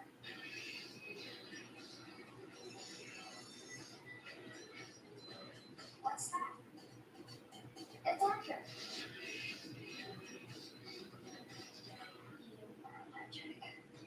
It isn't electric. It has to feel something. Electric EV should stand. The all-electric Lexus RZ. Get special offers on select Lexus RZ models. People are going all out for the new Let's Make a Deal scratch off one. I'll scratch it later. Hey, Mike. Hey, Eddie. Let's go. Maybe wear this. Guys, Let's Make a Deal scratch off from the Maryland Lottery. With Luna, get half off carpet, hardwood, and laminate, heating materials, and installation. It's your whole project half off. Visit Luna.com or call 877-241. Visit the boardwalk at Hershey Park Booth every summer to get place down at one website. Let's go play. River and made a splash. 1 million gallons of water are waiting. Ready, set, Hershey Park. The battle over Congress was a rail and transmission line plan, and there's a whole group of residents saying they'll continue standing up against developers. Juveniles are accused of attacking the federal hookup over the 2x4 line nails. The frustration from neighbors who say the juvenile crime crisis needs national attention. Traveling heavy on what we have on the first line from tornado on Friday. More weather happening to the west of us. So our next weather maker will let you know what we are expecting from this. Live from WBFF in Baltimore. This is Fox 45 News at 6. Hello, across Maryland. Know this project will not serve Maryland, and if we need to stand in the way, then we'll continue to stand in the way. Residents and lawmakers continue fighting the proposed Maryland Piedmont Reliability Project, the controversial 70-mile transmission line would stretch through 3 Maryland counties. Today in court, a judge hearing arguments on both sides, questioning if developers can access private property to conduct land surveys. Good evening, everybody. I'm Mary Bubala. Fox 45 Jessica Rapp was in court this afternoon as the latest on this case. The judge did make a decision today, but did ask a lot of questions to the panel of attorneys on both sides of this issue. Now, with the big project at stake and over 100 landowners named in the lawsuit, there's a lot of information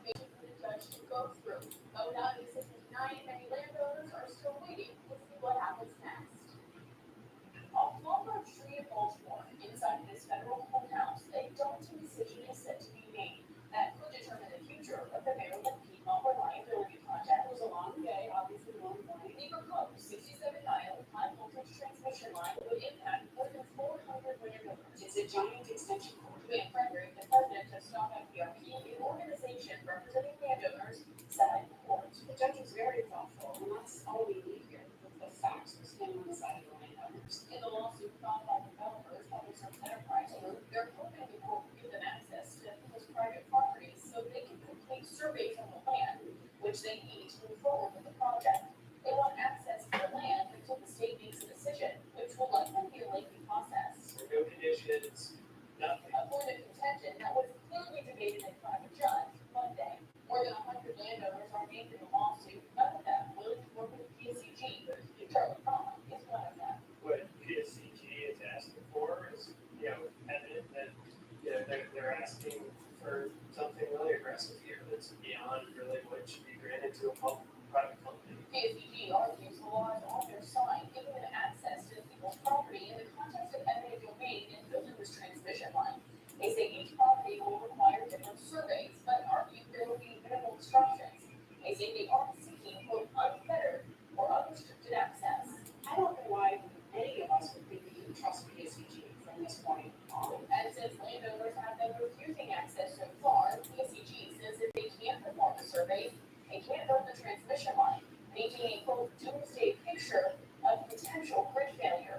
Something attorneys representing landowners pushed back on, saying the letter of the law doesn't give PSCG the right to access people's land.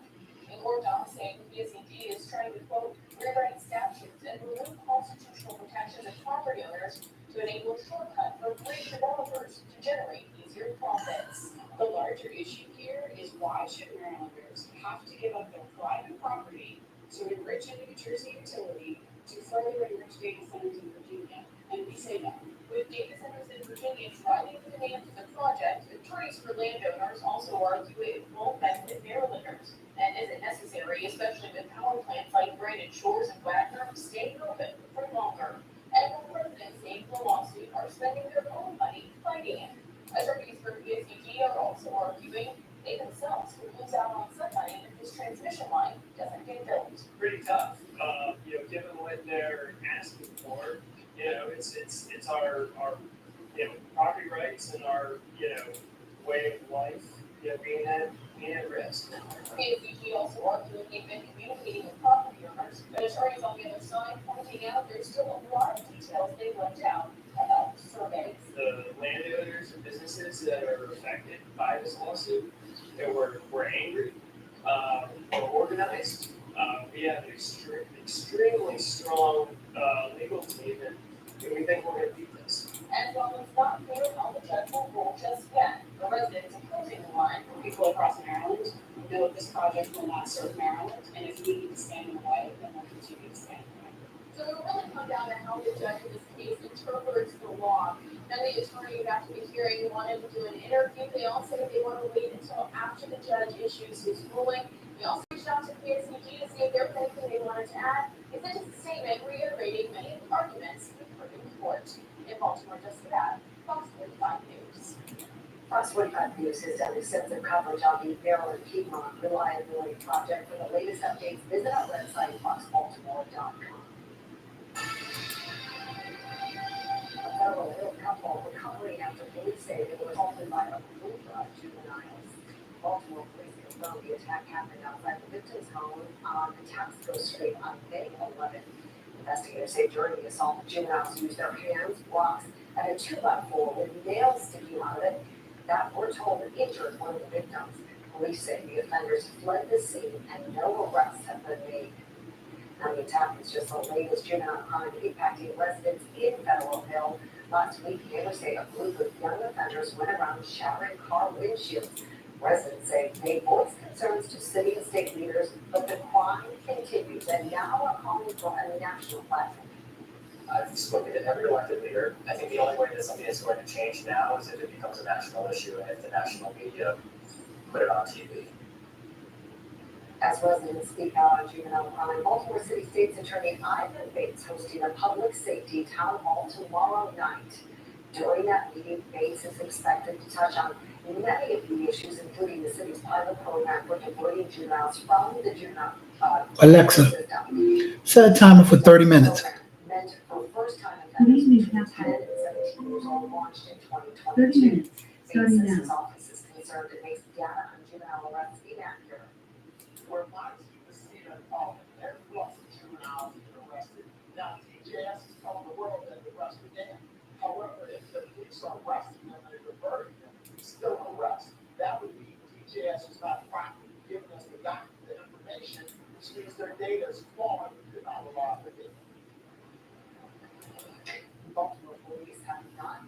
questions from Fox 45 News on if DJS is informed of the murder cases. The city says so far it has spent $820,000 on the program. That equals nearly $15,000 per juvenile. If you want to make your voice heard on the state of public safety in Baltimore, the town hall will begin at 6 o'clock tomorrow at Hugo Memorial Church. Residents in Baltimore and downtown are continuing recovery efforts after a EF1 tornado touchdown across the city Friday night. On the county, from scattered debris to fallen street signs, antennas, trees, just a lot of things. The impact of the storm remains visible. The storm took off a section of the roof of the Merritt Athletic Club in Canton, while dozens of gym members were inside. Nobody was injured. The club was closed today, but we spoke with members and staff who say the events were pretty shocking.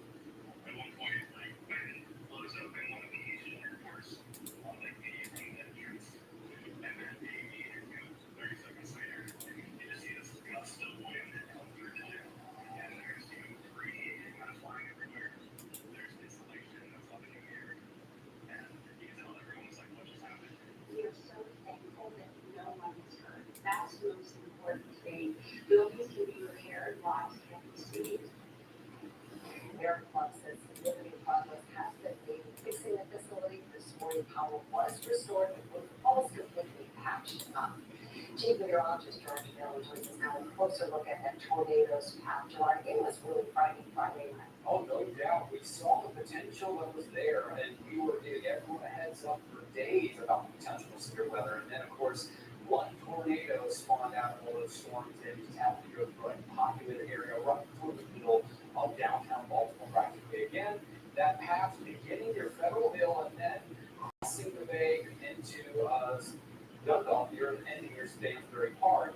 And that path length of around 5.75 miles in length, lasting for about 10 minutes. And an EF1 was getting to 110 miles per hour, the official findings from the National Weather Service as they look for damage indicators along the way to draw that path. And yes, this was an impactful event for everyone that was hit by it, causing damage, of course, really frightful for a lot of folks too. But I want everyone to realize this is an EF1. That is a weaker tornado by tornado standards. And the standards are pretty simple. We put them all together and they're by the enhanced Fujita scale. So this is how they get ranked. And again, EF1 is just one step above the lowest, EF5 being the strongest, and you can see where that lies. We don't consider tornadoes strong until we get to the EF3 category, winds over 136 miles per hour. But the damage is, of course, very different when you go from EF1. And we saw a lot of damage, but it is nothing like what we could have seen if this tornado were much stronger. Taking a look at Bridgetown, Delaware. Okay, now this was back in 2023. As you can see, EF3 has the potential to obliterate entire buildings. We can see roofs peeled off. We saw some damage across the area, but nothing like this. That's EF3. And of course, the highest of the scale. The most devastating of all is just unimaginable. EF5, where a well-built structure with walls anchored to the ground. As you can see, the foundation of white and clean in these situations. Another example of the foundation white and clean from a very well-built structure. So we're very thankful that did not happen. And this is a severe weather season, even though we've had that 4 tornadoes in there before, dating all the way back to 2002. This is something that, again, extremely rare for our area, no matter what strength, but we'll always be here to, of course, provide you with the best severe weather forecast you can ask for. And we'll have more on this, but also talk about the weekend ahead. High-stakes phone calls between the president and the leaders of Russia and Ukraine. I'm Matt Galvin in Washington, and on the details from Canada. Iran rejects the U.S. proposed nuclear deal on the topic both countries say they are unwilling to budge on.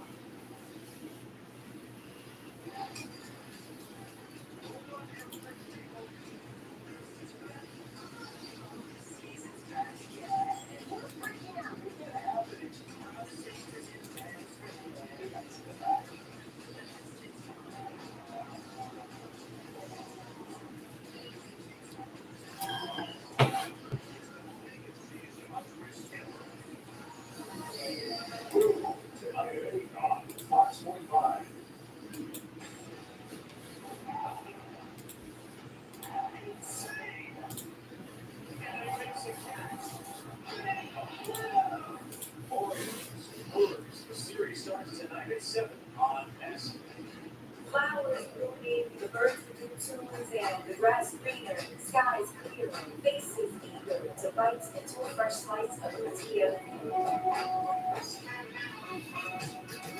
Fresh starts with Giants. Stanley caught seafood and fresh squeezes. Burgers praised, cows raised on farm with no excuses. This is where fresh flavors feed your love for where you live. Giants. This This is home. Become a part of the Baltimore County Sheriff's Office. Serve your community. Tonight, look for you to get six various officers to qualify up to $12,000 loans. Up to a $6,000 loans with no experience. That weekend goal, the holiday goal, we're not developing. Paid training, pensions, healthcare, tuition reimbursement, and more. Or if somebody will do tickets. Become insurance deputy today. Scan the code to call out a crew. Being a deputy is an honor and privilege. Liberty Mutual is all she talks about since we stayed hundreds of them, they were only auto insurance. Hey, kid, it's pronounced Liberty. Liberty. She's lucky me. Very immature. Hey, that's the nephew too. Yeah, I caught the one acting like a whole baby. She's two. Only paid for what you need. Liberty.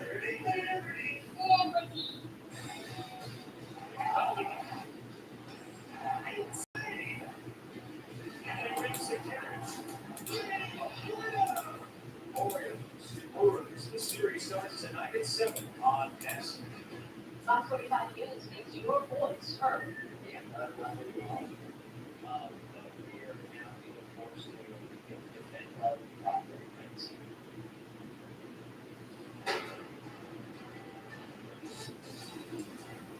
The president spoke directly with the leaders of Russia and Ukraine after peace talks between the two have stalled.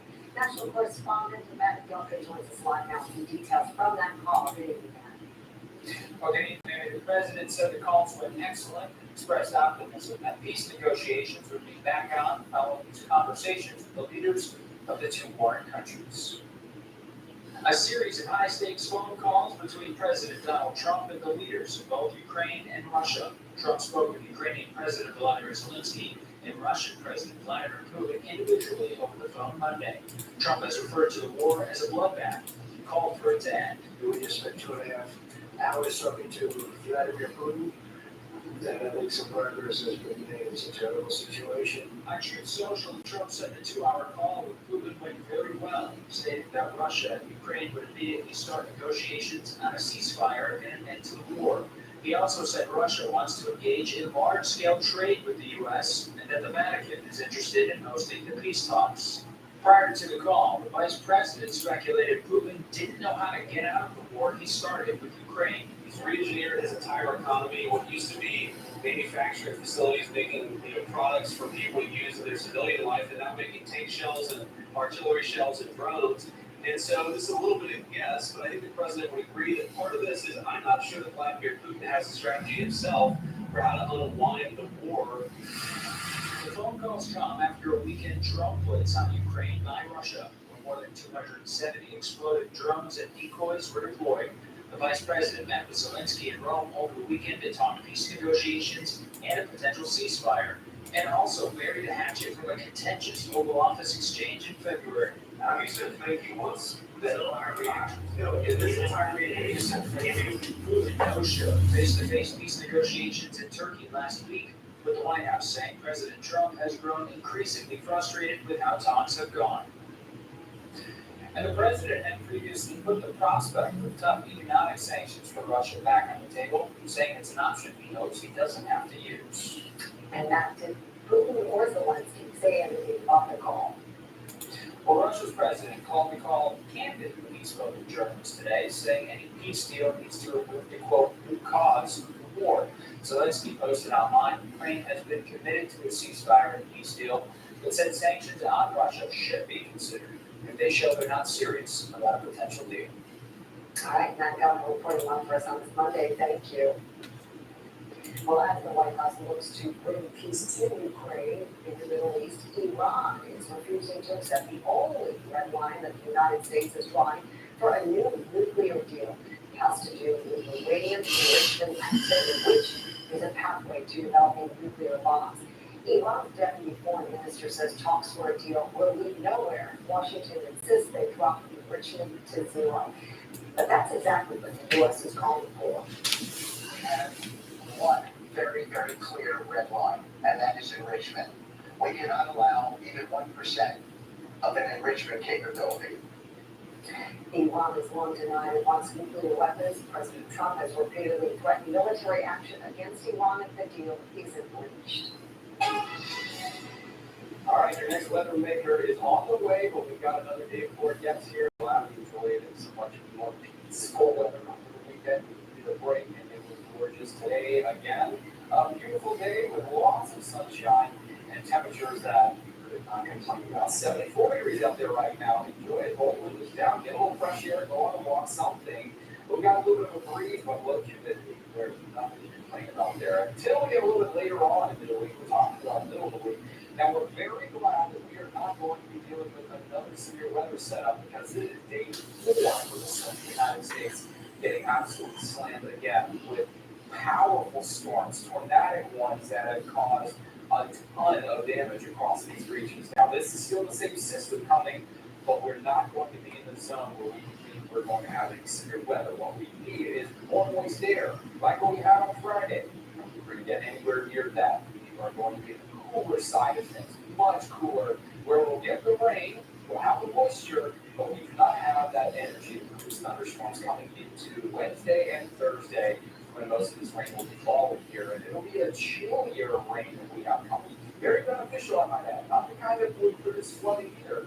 So this is mostly good news that we have very little concern about potential for flooding or severe weather, and all the benefits that we get out of the rain to happen in the middle of the week. So your Tuesday starts out like this: dry, mostly sunny. We'll see some clouds beginning up throughout the late afternoon, but still a pretty beautiful day. I think we'll get up to the 70s most everywhere. Then Tuesday, late after sunset, we'll see showers beginning to develop, and certainly throughout the overnight hours, we'll likely see rain everywhere. And it's going to be widespread across the region going through Wednesday and through Wednesday afternoon. They get just a few breaks in all this rain, but as we get into Thursday, it'll become a little more scattered here. So that rain timeline, I think we're driving on it tomorrow night. As soon as that sun sets, we'll be looking for that chance to go up. By Wednesday, it's a watch out for Wednesday. Thursday, scattered widespread showers, and by Friday, it's looking left. But hey, it's looking good going into the weekend. I think we might be able to escape and have a drier looking weekend. Of course, it's a big one. It's Memorial Day weekend, of course. So we want to have some beautiful weather. All right, before that, we could be looking at an additional 1 to 2 inches of rain, which is great news. We are still in a rain deficit. We're down by about 2.5 inches of what we need. Not to mention there's still a drought, but we're hoping that this will help out a little bit. We'll come back in a little bit and talk about your 10-day forecast and we'll look at that very importantly. A Maryland woman reacts to the news her brother's death while in police custody is now involved in homicide. A frustration with the state's police system and lack of accountability. At Express Home Buyers, we've tailored premier solutions for thousands of sellers through a simple process. Call 1-800-SELL-TO-US today to see how we can help. Express Home Buyers, we buy your house in 7 days. The Silverado Trail Boss.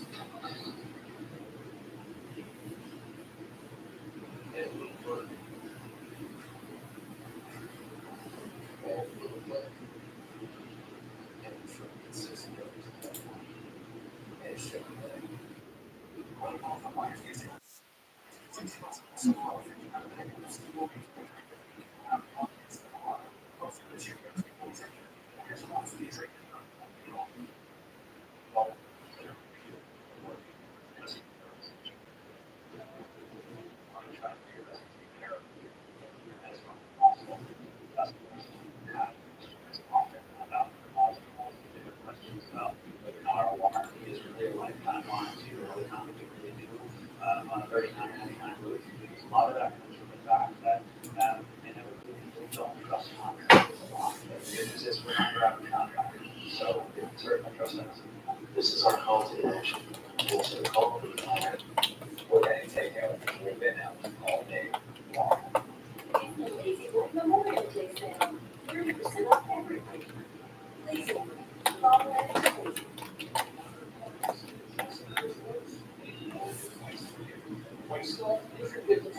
absolutely deliver results. Matters most. Your case, your future. Our farm, Rice Law. Best advice, call Rice.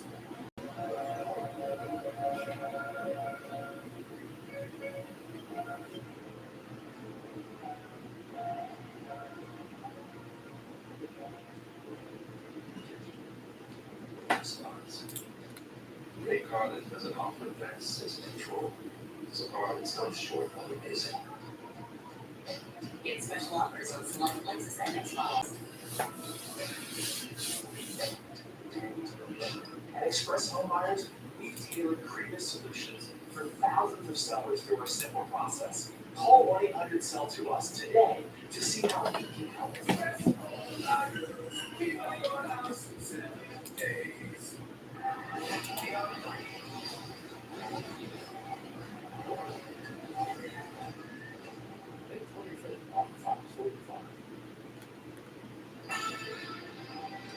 The sister of Maryland man who died in police custody now speaking out that his death is being called a homicide instead of accidental.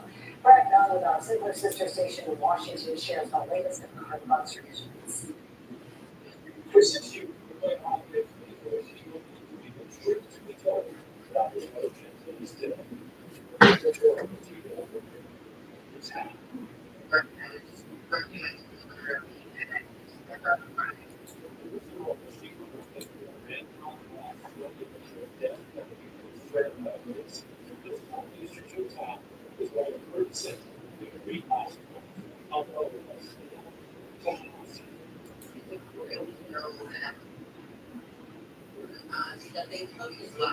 Fellow Governor of Westmoreland, Attorney General Anthony Brown made the announcement last week after a years-long audit of the work of former Maryland Chief Medical Examiner Dr. David Fowler. Our research has determined that OCME was especially unlikely that homicide if the deceased was black or if they might have been trained by police. Then that was 19 and challenge. He was a Greensboro police officer. If he had black red, he was chased down and his steps to the colors hole until he died.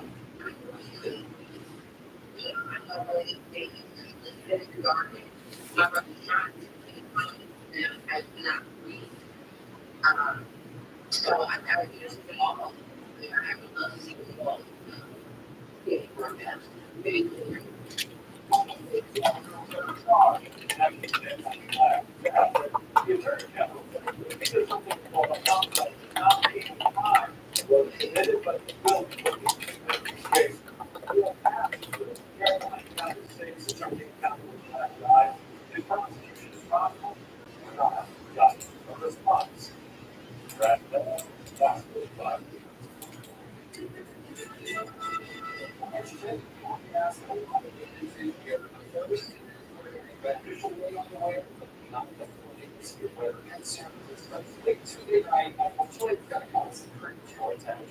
So there's a small Wednesday, weekend. We have a lot of heroes going to at least one back up. We'll see some sunshine, likely starting Saturday, and we'll have it. Next week. Baltimore Humane Society said they've seen a tidal wave of newborn animals in recent weeks. According to the shelter, in the past 14 days, 19 newborn puppies, 42 kittens, have wound up in city shelters. Officials are sounding the alarm, saying the 60-foot total are unaccounted for in the shelter's budget, but they refuse to turn them away. Currently, a fundraiser is ongoing to try to give the animals permanent homes. To make a donation, you can visit Baltimore or BeMoreHumane.com. Well, that's all for Fox 45 News at 6:50. News up next. I'm joined Maxine and Kai from Fox 45 News at 10. Thank you for watching. Have a great night.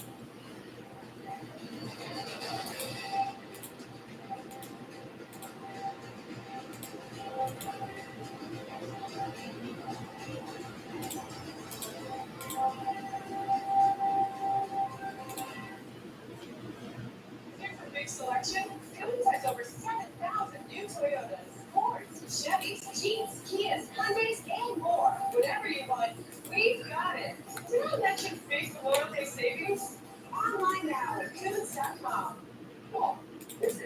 Wi-Fi is.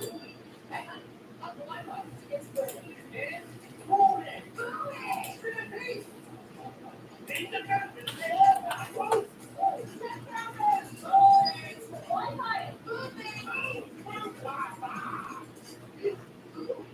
Get the most reliable Wi-Fi and our best equipment with unlimited data included, all for one price for 5 years. Wi-Fi is slowly. Cocoon selection, check. Or for your trade, check. Cocoon savings, check. Everybody's happy, smiling, check and check. Cocoon's keto always go. Steve Harvey's Family Feud is coming up next on Almost Fox 45. Fox 45 News, because you won't see anywhere else. Your house less than perfect? I'm Dan from Market Pro Home Buyers. When we want to buy your home, don't pay repairs, don't pay commissions, for no obligation offer, call 410-593-3929 or visit marketprohomebuyers.com.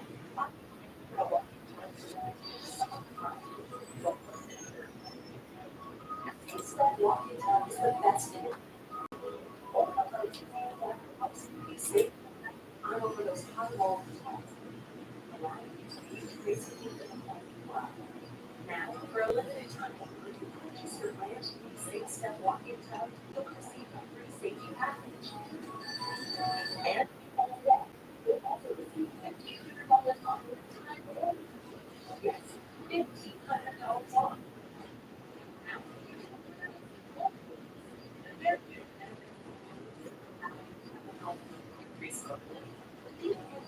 Boost energy.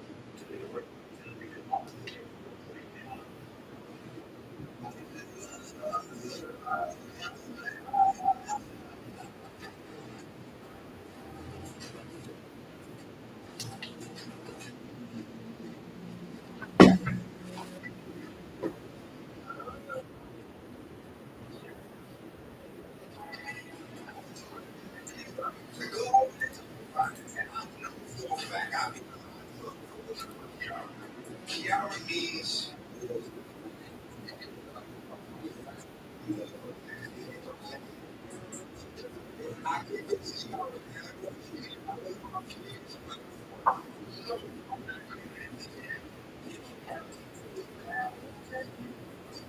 Kiara's in one.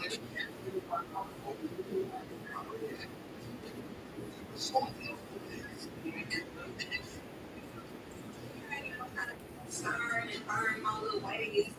But complexion, you know how to get to me. You go with this little kid, and you know, gonna make me all, but it's bad. How you like it? Why you went to that kid? I've been asking for this guy for the last 3 years. I want you thinking around because you bought me the cat. You know what I'm saying? Because you apologize. My hopes just be like, okay, the way that's first of all, wasn't you get some real ground? I have a lot of thinking and we have a fight, so I ain't gonna stop. I hear what you're saying, but I don't feel it. I love it when I'm gonna ride out for it. You don't even know what love is. And if you wanna move on, then you wanna go get you, whatever somebody that's Mr. Perfect. I don't need permission to go for anything. I had okay, I already did. Right there. It's just not going the way I hope it was going to go down. I understand I'm messed up. Kiara has the right to make it, but I just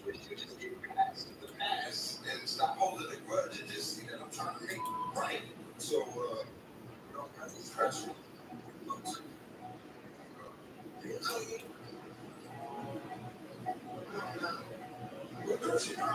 What do you need me for? To give us a different space, a different atmosphere to really talk about things.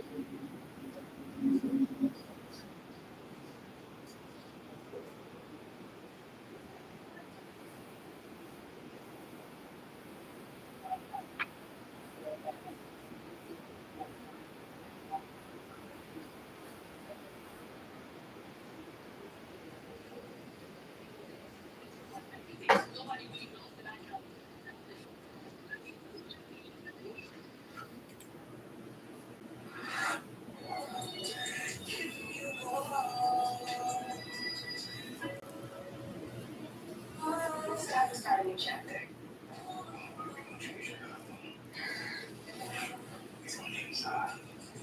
Next back-to-back episodes of this chapter starts Monday at 7. Now on the Easy.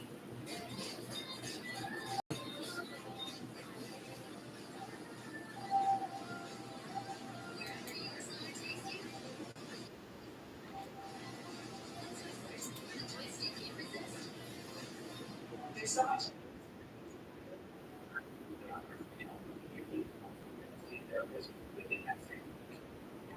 You're so much more confident in this stuff, and that's pretty good. Taste of your crispy. Yeah, good thing much.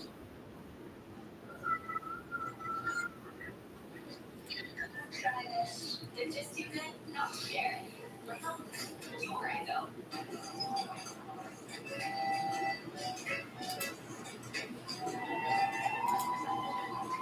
It's big, it's back, and it's only $6. Get the big box shop out today. Hasn't taken insurance. Fortune is too long. Fortunately, the Zebra searches over 100 insurance companies for you. Free. To say yes, no one else can. Don't do it. Go to thezebra.com and get insurance today. You just got the $120 quote that you've been seeing all over your feed for $40. Which means you also just got the $120 confidence of someone who knows what they're doing for $40.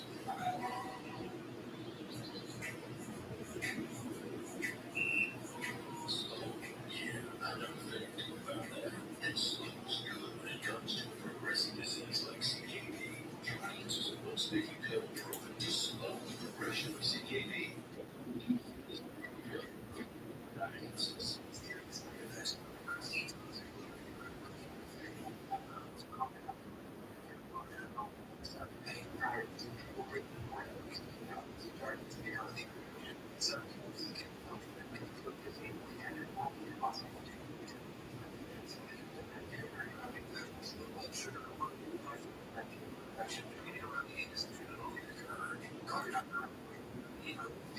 Higher than pain, tenderness, swelling, or redness in the genital area. Don't use an allergic to Jardiance. Stop use if you have a serious allergic reaction. Call your doctor if you have rash, swelling, difficulty breathing. Alexa, end timer. Call your doctor right away if you have new pain or tenderness, sores, ulcers, or infection in your legs or feet. You could say, I like taking it slow.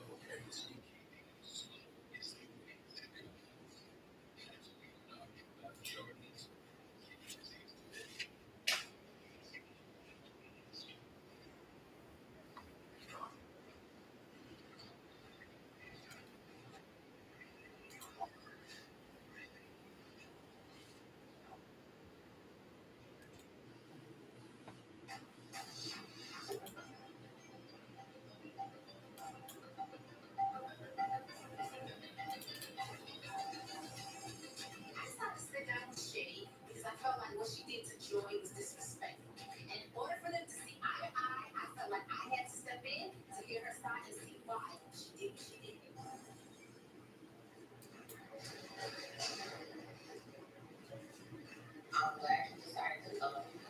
I wanted to have a conversation with you because the situation going on with Joy, I completely understand why you would have her back. If I was in the same situation, I would definitely have my family's back. Although we haven't been friends, I've known you for a number of years through an associate. And I feel that we built a rapport to where we can have a one-on-one conversation because I don't want to have bad luck. I want us to be able to move forward. As a woman, I respect you better than you say, you know what, let me drag you to the side, let's chop it up. Oh, this is dual pleasure. He didn't even stand up for you and say, he didn't even respect me, he didn't even do anything. My thing was Joy, and she went back telling him, oh, I seen you in the club with such and such. So I'm like, I don't even know you, and that wasn't your plan. But when I went to her, it escalated to a point that it should not have escalated to where you just enjoy relationship, just a big friend. You know what? As a woman, I would tell you this. It was always, I want you to meet her, or I'm too busy, or he just never wanted me to meet that individual. And I didn't know if they had a thing going on. And I believe he was a part of the start of this negative situation with she and I. As a woman, you should not have to be with women over men. You gotta be comfortable and secure enough for yourself to know what you got. I mean, this man is going to show you no respect. You can make him feel like you ain't worth enough to be there. Oh, you want to listen. I don't play that with a man. But you gotta attack him. He's the only one that owes you an explanation. He's the only one that you say, I love. The only one that say your bed, your house, your talk. Dinner is not with the women. You know what? I hear Trina right now, and she's making a whole lot of sense. She heard my side of the story, and she heard Joy's side of the story, and she seems to be the only person that can figure out outside of me that this whole situation has started because of the lying ass pleasure P. You've never been in that situation. I never got into a situation with a woman about a man at all. You know why? Because men are liars. And they do whatever they want you to believe. That's like their brains. I have to believe it's all whatever you think it is. I don't know that point. They do it to everybody, but it shouldn't be about you because y'all not in a relationship. But that might prevent her from having this conversation to where we can get an understanding though, Trey. I don't believe so. I believe for this you talk to me, join face to face with him. She's gonna get on her chest what she gotta say. I know it's a little hesitant about being of the shade, but actually after speaking with her, she's really making some sense about her man acting in such a shady way. I don't have the issue with you, Joy. I mean, I can talk, we can figure it out, and I'll just do what I can to make this situation as peaceful as possible with Joy. We'll see what happens. Okay? All right.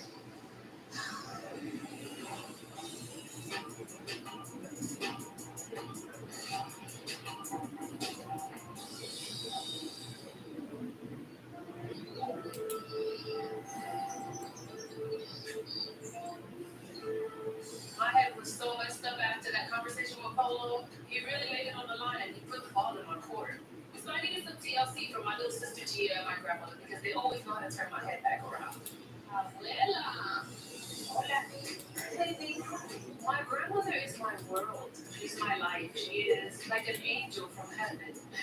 Telephone Polo. Polo has done a million things for me, but sometimes I feel really guilty because I do feel like I don't do enough. You just stop questioning yourself and like your talent. Yo pienso que tú trabajas el sacrificio mucho tú haces. I do think when it gets rough, I start questioning myself. Like I start questioning everything that I'm doing. Like, am I doing the right thing?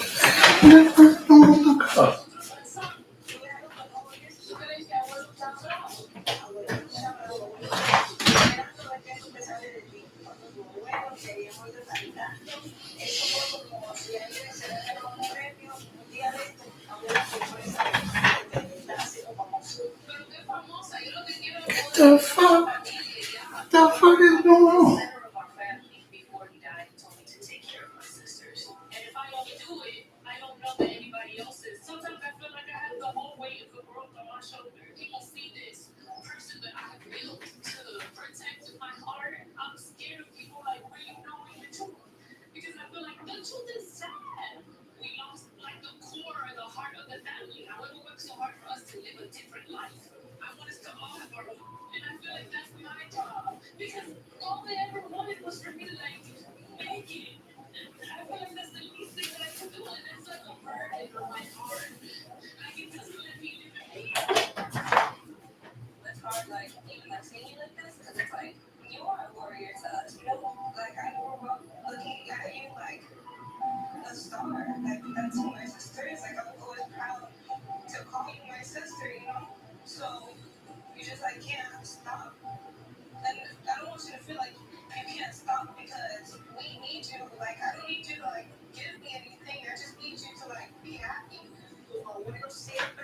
esperanza, de la ilusión de toda la vida fue el que tú ibas a salir adelante, se murió con esa ilusión de verte un día en la televisión porque tienes cómo sacarla.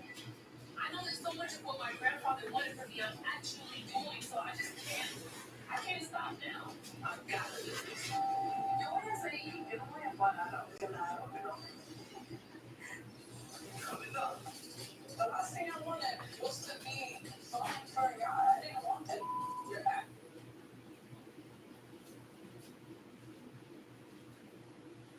I'm mistaken, it's your call. Actually, hi, how are you? I'm good. How you doing? Great. What's up, George? Nice evening.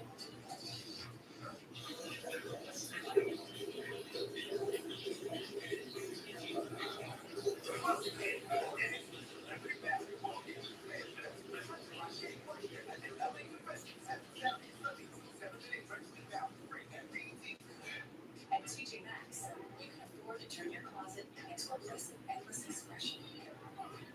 Quality, styles, and prices you love. Maxx makes you huge news. You can get a set for just $3. Wait, I said seven. Suck up. Look at the words. Suck up Baconator is $3. This is protection, the everyday skin protection ritual that protects your skin from mosquitoes. The #1 best-selling mosquito repellent brand, Pretty Everything. Prevention is the best protection. S.C. Johnson. Alicia went to 4 engagement parties. She's done bringing a forced smile as her +1. Here's a ring, Alicia. Say I do to Fruity Sweetness. From cereal, that's the spot.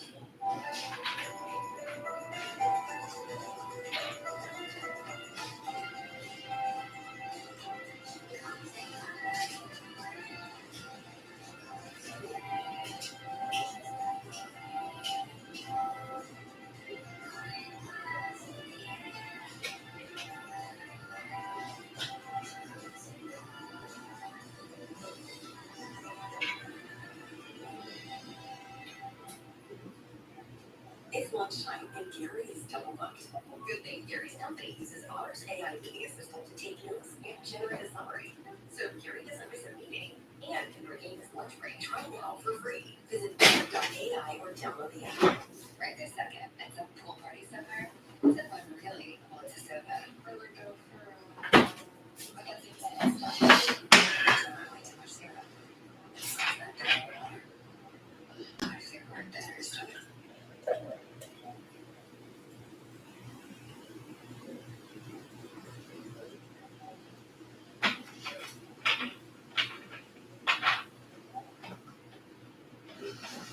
Ladies. Oh, hey, girl. Smoke Sputterly. Get a coffee. Duh. Also, 5 grams of sugar. You can't say you just have to take my word for it. Make money moves with Dave. Scan the QR code to get up to $500 in 5 minutes or less. Interest?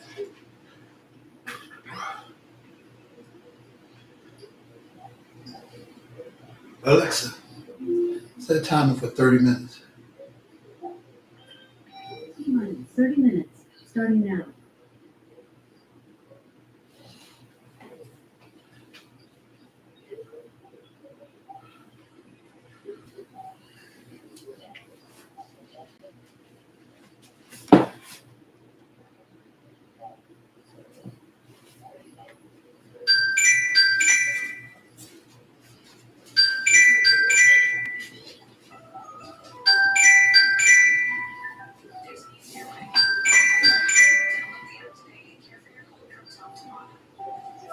Hey, just think about it.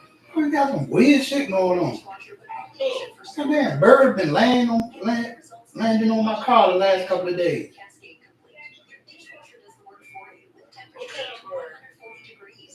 Not a crow, it ain't sense. It look like a robin or some shit. I noticed the other day when I came from the store, I told you, I looked at my window and I saw all these marks. And I was like, oh, I know them little fucking kids ain't fucking fuck with my window. But But I was like, they wouldn't just do the front. They would do the front and the back, you know. So I was out there trying to scrub it off and shit, figure out what's up. Then I saw all this like doodle on the window, on the mirror. So I was like, what the fuck? So then I looked at one of the old little videos of me filming outside, and I could see a bird on there. So I just looked out there a few minutes ago, and the fucking bird is sitting on the window, on the side mirror. So I heard and went out there, that's why I had clothes on and shit, and shoot it away. Like, there's something weird going on, isn't it? That's weird. I know, and I changed the side. I thought maybe it did it the other way because it was like trying to get shade, you know, from the heat. I don't know why I fucking picked my car, but I guess my car was the only one out there. So this time I turned the car the other way, and then it was sitting on the fucking window. So I'm gonna wipe it real good, make sure they didn't like leave a scent for all the birds, you know what I'm saying? Yeah. The fuck? What's that? Oh, what's up? You know what I'm saying? It ain't nothing nasty. Let me see him real quick. No, both of them at the same time. I just wanted to check on them. I mean, you tired? We always checking on you. Are you guys okay? How y'all doing? What? What's going on? What you timing for? So you like, you get 5 minutes to talk, each of your guys and shit. Norman, 5 minutes. You can't wash my hair because I can't take that itch. Yes. So I washed it and I just scrunched it dry. Okay. Oh, okay, just get rid of it. I said, okay, each of you guys get 5 minutes, I guess. My 5 minutes up. Okay, okay, but they okay? They good? Yeah, they good. All right, you give them a chance, give them a kiss for me. Hmm?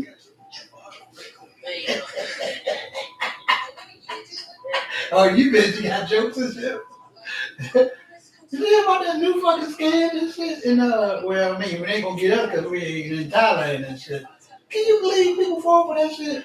Motherfuckers see you and they figure you a tourist, whatever, you know, tourist. And so they come up and make conversation with you and shit. And then they say, you know what, I've never been to America. I heard it's beautiful. He was like, I never even seen American money. What does a $20 bill look like? And you believe fucking people, you're like,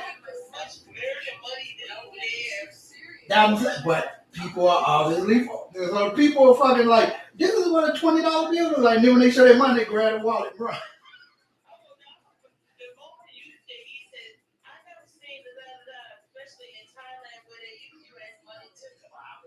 Hey, I'm saying we are young people, we know. I'm saying it's the old people you got to worry about, you know. Some old retirees and shit. Oh, this is so nice. Somebody from the locals talking to me. You never seen a 20. Right.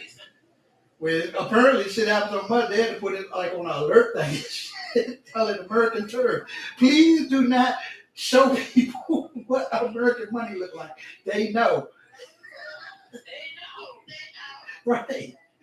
What the fuck? And then another thing and shit, this fucking dude just been sent to prison and shit for giving his wife knowingly giving his wife HIV and shit, and she fucking died. HIV and she died. And he was found guilty of giving 2 other women. And I don't know if he's locked up yet or if he's on probation, but they were saying while he's on probation, do not sleep with any other women. Isn't that crazy? Well, we used to listen to the radio, Mm-hmm. and I was there with the Don Simpson radio. What was he with? 95.8? It was like 95.5 or some shit. One DJ interviewed this woman back in the 80s, DC area. Oh yeah, not 95, but I know what you mean. You was talking about. The fact with HIV that was all through the things, just the gay cats, it's not. And she normally having sex with guys, giving it to them because that's how she got it. Right. I will never forget, we were all glued to the radio before the internet, we were all glued to the radio. We we talking about this? Did you hear what someone brother again? I always wonder what happened to her. Like, did she die from it? Is she still alive? The shit, remember when we had internet? Remember there was a guy that was in Atlanta doing that. He was going around sleeping with all these women. Slept with like probably 100 other women. And then that's the thing. He got to be himself as nasty ass. So he's spreading it around. Well, let me get my thing. Mike just popped up and text me. What about do a Saturday and Sunday? I try to see. I know I'm working at the slow. I try to reconcile. Right? This is Sunday at night, right? Yeah. Right. Right. I'm on this Sunday. Right. Okay. So but yeah, but that's fucking crazy. And I mean, I looked at this African thing, but I was like, why are all these fucking people African got? Why are they? You know, they have so much AIDS over there and HIV and shit. And they were saying because in Africa, a lot of them have multiple partners. Right. But right, and they were saying that somebody tried to write an algorithm or something and shit, a study. And they were saying that they was going about the study wrong because they was doing it in American terms, where a lot of people, even though people cheat, but majority of people try to have monogamous. They were saying in Africa, it's a norm for a man to have several women. And they were saying, well, I'm just saying, this was what the study was saying. They were saying that over there that you don't get it like in one time. You get it by sleeping multiple times and then they catch it. So it's not like the first time you sleep with them, you know. So that's why so many of them have it. So I was like, what the fuck? And so once it's in the blood, that's how I guess the baby get it, because they're not sleeping with the baby. But they were saying that they have multiple partners, so it was no way to really write an algorithm to try to help stem it. Right. Remember which states it is that way. Remember 60 Minutes follow this cross to the stairs, have HIV, but they have no symptoms, they're not dying or nothing. Basically, they own the cure. They own the insight. Quite interesting. Yeah. Just like for America. Wherever the fuck she went, she was spread typhoid, she was all right. But that's why I was getting back with the guy. I was like, if he's giving all these people, he must have slept with them multiple times. So it wasn't a one night stand, then you wake up and you have it. Or if it was, then he must got like hyper shit. You know what I'm saying? He probably can't remember who he got it from. Right. And the fact that when he knew, he gave it to his wife. Right. I mean, with your wife, you think about you going to sleep with her multiple times. It's the other women. You know what I'm saying? Like I say, if he is giving it to people for one night stand, I mean, that man be some hyper fucking shit. Y'all don't want that shit. Well, if he's remember this, AIDS is the beginning, and you working with the HIV, he's going to work HIV. First time you going to get it. Fuck. That's beyond you going to get it. Shit. But yeah, that's all. When I called y'all home using the house, I should have took a picture of the hairstyle and shit, because this black woman was on there because she was suing her fucking dude and shit. That hairstyle, I wanted you to see the hairstyle because I wanted to see, I thought you would make me laugh, because I would text you and be like, what do this hairstyle say? Because it was an old black woman with a gray little filly. I thought you were going to say hairstyle. That hairstyle say, I will sue you and don't give.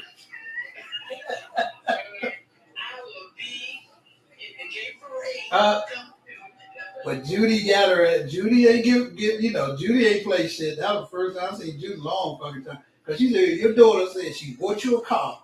She's only 42 years old. She bought you a car. You're bringing in her sooner because she got all types of tickets on the car that she supposedly bought you.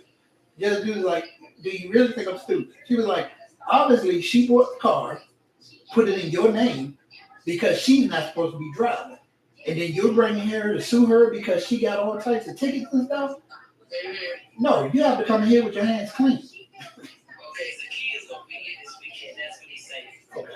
I was like, shit, You know what I'm saying? But that was, the other dude ain't give her shit. And then, of course, daughter's like, my mom just greedy. She just always want money. But it's like, you're at 42 fucking years old. You got your license stolen because you can't stop getting tickets. But again, you're going to put it on your mama.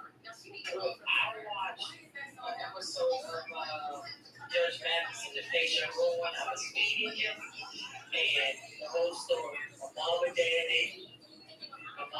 they divorced when I was 6. So when I was in the 6th grade, I went there with my dad. So on this car, I think his father had gave him some money I can get the car. Yeah. And so it's going to be like, or every month you can give me like $300 or $200 something to pay me back.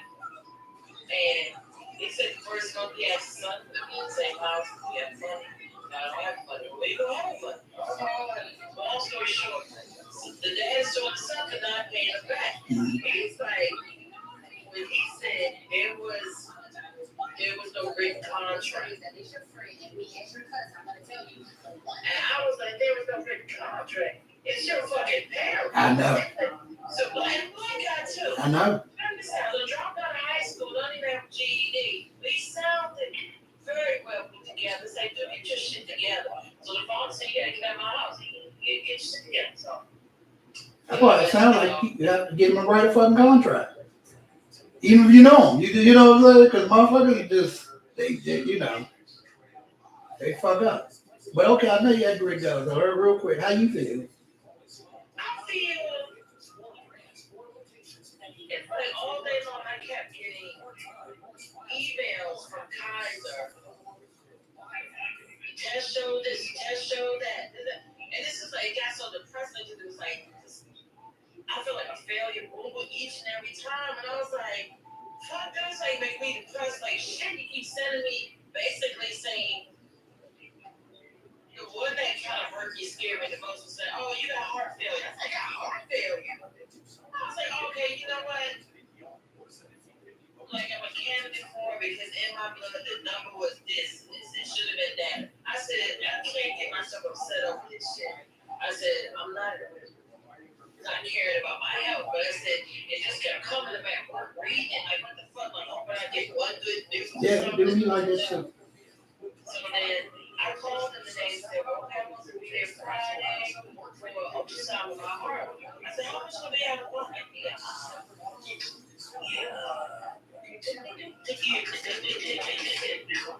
Oh, that was just $6,000.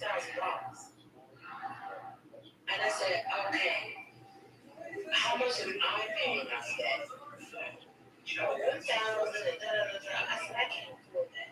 He said, well, I'm going to mail you some papers so you can apply online for the MFA. And I said to myself, I do have the MFA. Okay, I'll put them again. I was like, $1,000 fucking dollars. If I can't get any confirmation by Wednesday, Thursday, like, oh yeah, you pay no worry, you be paying less than whatever. Even if they said $500, my shit breaks because. Why you not sending you? You should have just told you to go to the website. You should have just told you to go to the website, fill out. It'd be quicker. Yeah, that's what he said. Oh, okay. But I'm gonna go back on it. Even $500 would be kicking me in my ass right now. I need that money. So I made the figure. So I will be canceling that bitch Friday. I will reschedule at a later date. Yeah. You can do payments on it. I God know. When you do it, make sure you put in there. There's a thing on there that says, "Do you have any surgery, anything coming up right away?" And make sure you put yes. Yeah. Okay. So I said, okay, whatever. It's relaxed. I said, I ain't no friend. At least I got that phone call out the way. I was like, okay.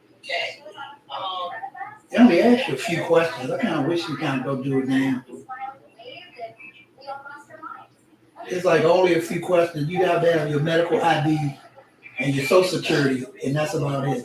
Oh, well, they do ask you to like show a proof of yours, like how much you make. You don't have like the email thing you sent me? You don't have the picture still? They want me to send in my W-2. Copy the W-2? Maybe so, yeah. So you can like snap a picture of that or something. But that's about all you need. And then your address and shit.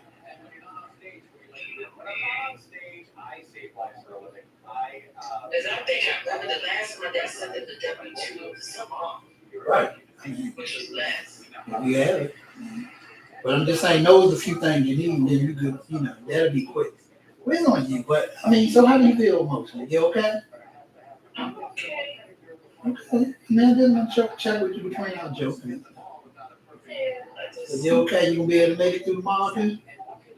Well, I packed up everything, and all my little snacks, my little my healthy food.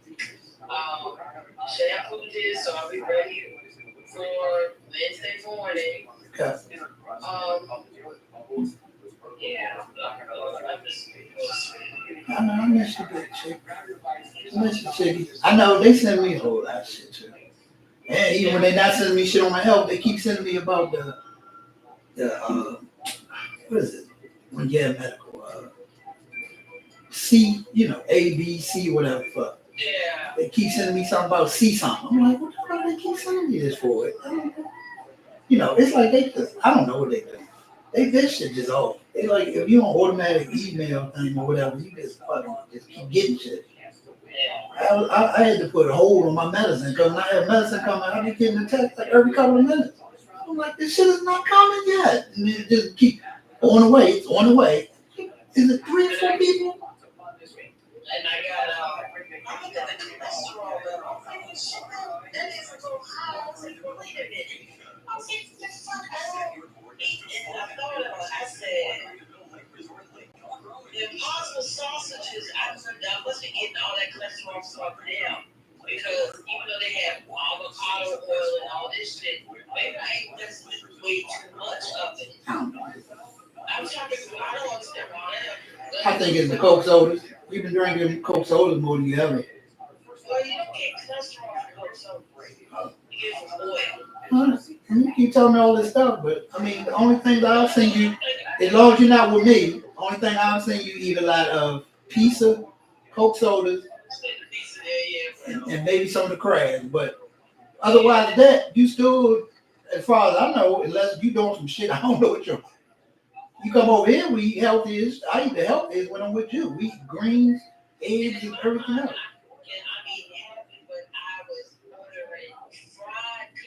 Okay. But I kept thinking, okay, remember they fried in that heavy ass oil. And I said, okay, that's so cut that shit. Really crab cake is gonna be broiled, not fried. So I said, okay, so from January up, I've been heavy on stuff that was boiled. I said, and then McDonald's. So I said, you know what? Right. And we did cut that back a little too, but also, like I said before, when you get a chance, you need to talk to your lady. And again, your menopausal thing. I didn't talk to my gynecologist. Gynecologist will, but and also, like I said, your menopausal thing, it was let's say like Star Wars or Star Trek. It was like a force field for you. Now that you're going through it, remember it cut off your estrogen and all that. So now that's probably why you're getting a lot of things popping up that you was. Because I don't see no difference in you when we together. Right, but you still had that as a protection and shit. Now that that's cut off, you just gotta find other ways. Because like I say, you're no different when you're with me. I don't see you like looking more sluggish or fat or unhealthy. So it gotta be because of them body changes. That is, I'm not a fucking doctor, but I'm just telling you what I see. You know what I'm saying? And then I did my blood pressure at work. Because I was so worried, my blood pressure was so fucking high when I was there. But then I thought, I'm a nervous person, and I don't know what it is, but I see it as a test, and I'm always like this inside, and I said, calm down. All the time when the doctor gets nervous, and it's hard to explain to someone new. And I should have been a little bit more forceful, been like, can I sit for 10 minutes and you do my blood pressure again? Right. Because then you get the girl that's like, stand here, move here. And what got me too was when I did the rectal test, she kept saying, look up. And even though you move your head, but our head is pushed down like this. Yeah. So I was moving my eyes up. She said, it was like, I was the first time the test, I did like 10 times. She said, I'm not going to be here all day. Like, what is it you're not getting? And I looked at her and I was like, I'm looking up. She finally said, I hate to say that arrogant African motherfucker. Yeah. She should have said, look directly at the green dot. I don't know why when I saw the green dot, I thought it was away. I don't know why.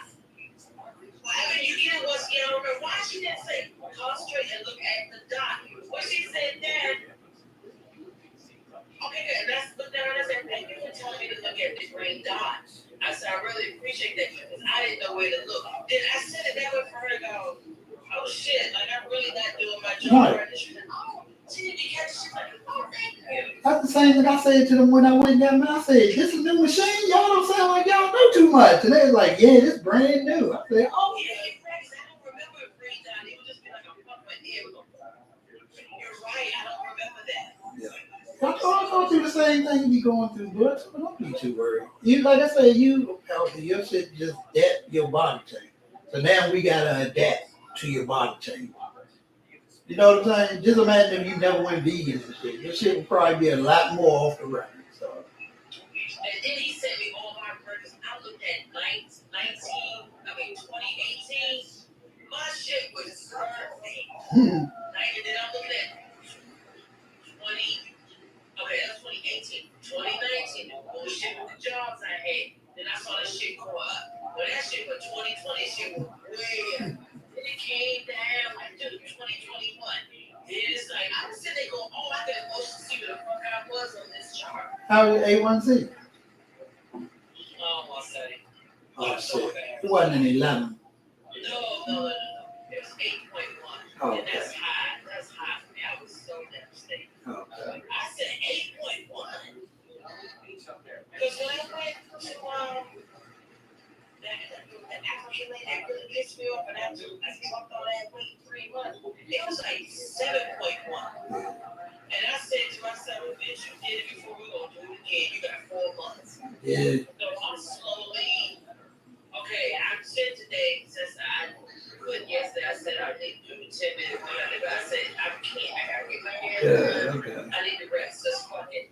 I'll get up early and Wednesday morning for 10 minutes. Glad it wasn't 10, because if it was 10, they'd be offering you somebody to call, like they was calling me and shit to check on me. And shit, every other day and shit, and I had to write down. I eat when my shit was 12. And I said, I'm good. I said, no, I don't need you to call me this time. I can take care. I said, I know what I'm doing wrong.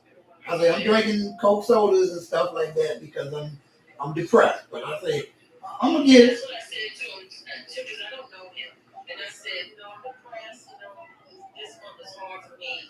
And so I was like, I know it ain't. I said to him, I just want to end I'm not full of bullshit. I know you hear all the time with black people diabetes. Right. I said, last 3 months, I said, I was just eating. So I don't want to get my shit together. And he just looked at me like, every time today I heard this shit, I was like, these numbers, my numbers ain't been like this. I looked at that shit like devastating. And this is what got me to like, he said, I think you might have a heart attack or stroke in 4 years. I was like, what the fuck you telling me? I was like, my damn and my emotion. Oh, shit. I know. I was like, that's not some shit I need to hear. I was like, okay, you don't know what Mother Bay is, but it's okay. You on this job, so I ain't gonna be here. Oh, shit. I'm just going and just look at my fucking toes like this is not legal. Oh, man. I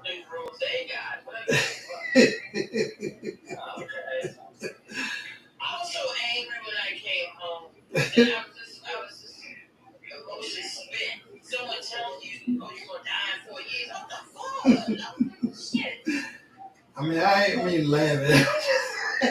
I mean, that's the shit I always go through. That's why I'm laughing. That's the shit I always. I've been here forever.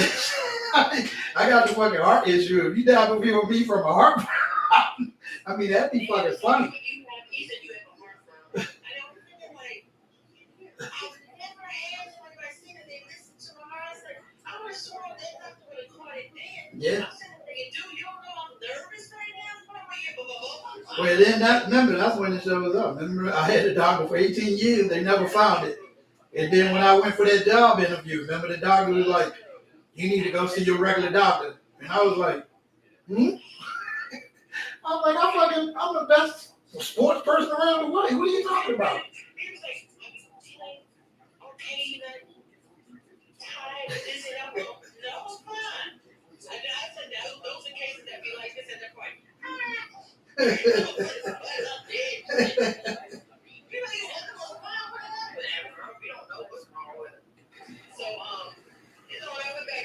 next day I was feeling just so like, oh, I can't really tell nobody at work, and I'm just like, What the fuck? Right. I'm thinking like, if I get dizzy or they think I'm like going to sleep, and ain't nobody gonna check on me. So I said, look, Red Ball, I'm confiding you or something. He's like, yes, you know. So, oh, you said auntie. I said, I'm a little tired. You think I might be sleeping a little dizzy, or I don't say anything, I'm swearing. I said, you better check for a pulse, and you call 911. You hear me? He said, for real? I said, I don't get into it. But I trust if I'm working with you, I know you will come look. And if they call 911, I said, the other motherfuckers I work with, so I left, they will walk right past me. I said, we're working together, and I know today he's something like this. I'm just sitting there like this. I said, okay.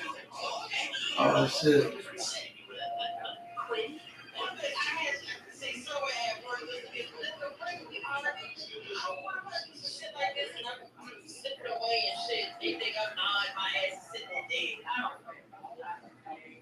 I'm telling you something. This is exactly what we had talked about. Shit.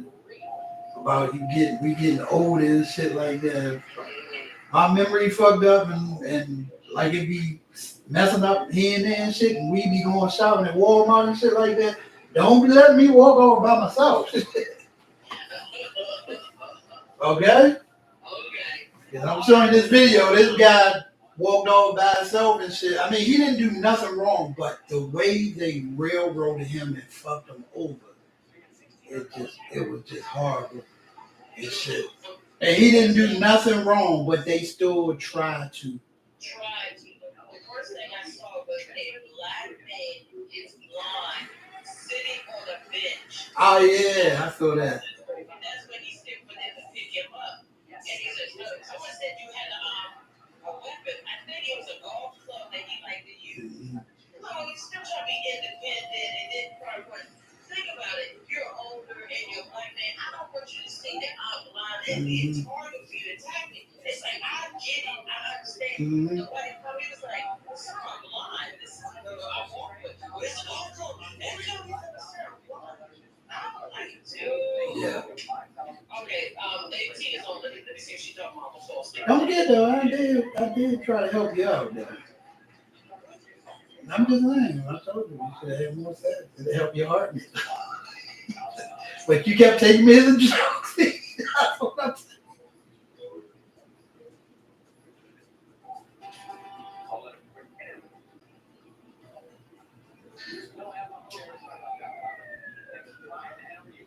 I like to solve. Practicing yoga on the sand. That's it, correct.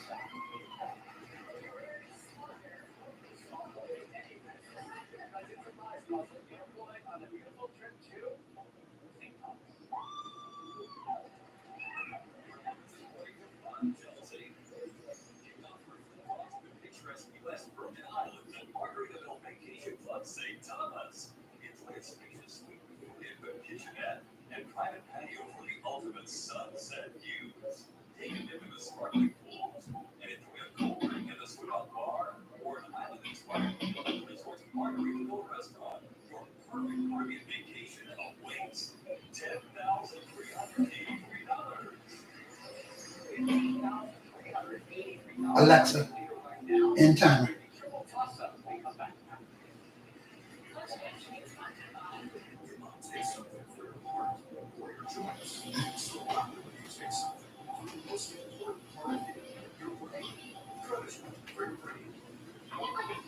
Liberty Mutual, she talks about 6,800 separately are known in auto insurance. It's pronounced Liberty.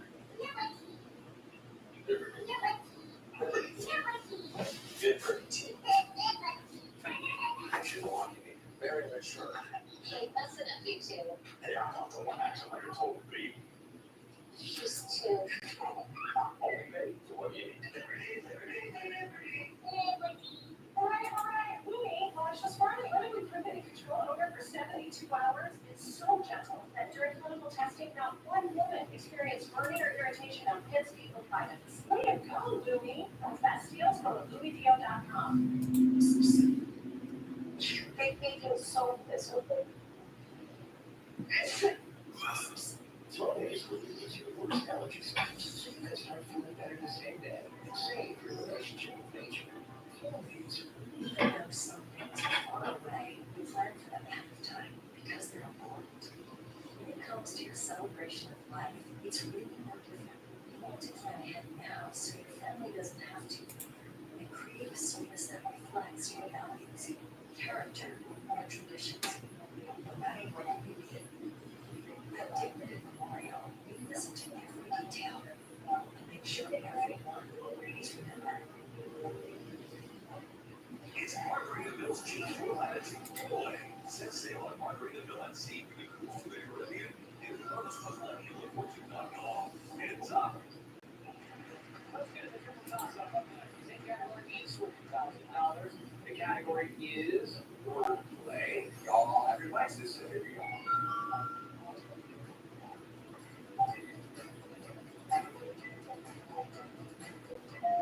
Benjamin, baseball fan. He's on the board.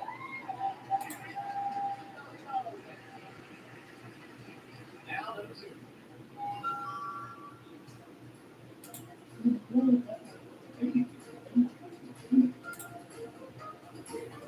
Chelsea.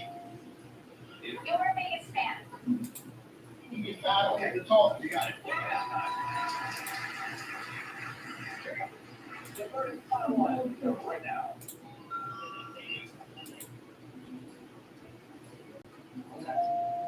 Ceiling fan. There you go, everybody. Next puzzle here. The category is event. And that sound means we're tied on time. Robert, you have the honors of the final spin.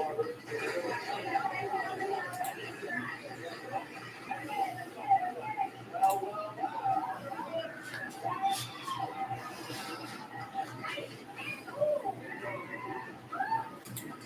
Consonants worth $6,000. Robert, we'll start. Let's go. T. O-T, Benjamin. R. Yes, 2 R's. We're going to put them in, that's $12,000. 3 seconds, study it. We'll see the yes. Chelsea. 3 N.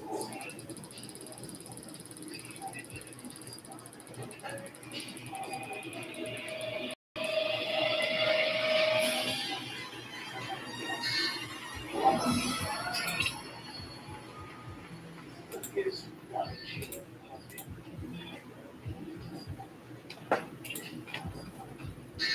Benjamin. S. Okay, 3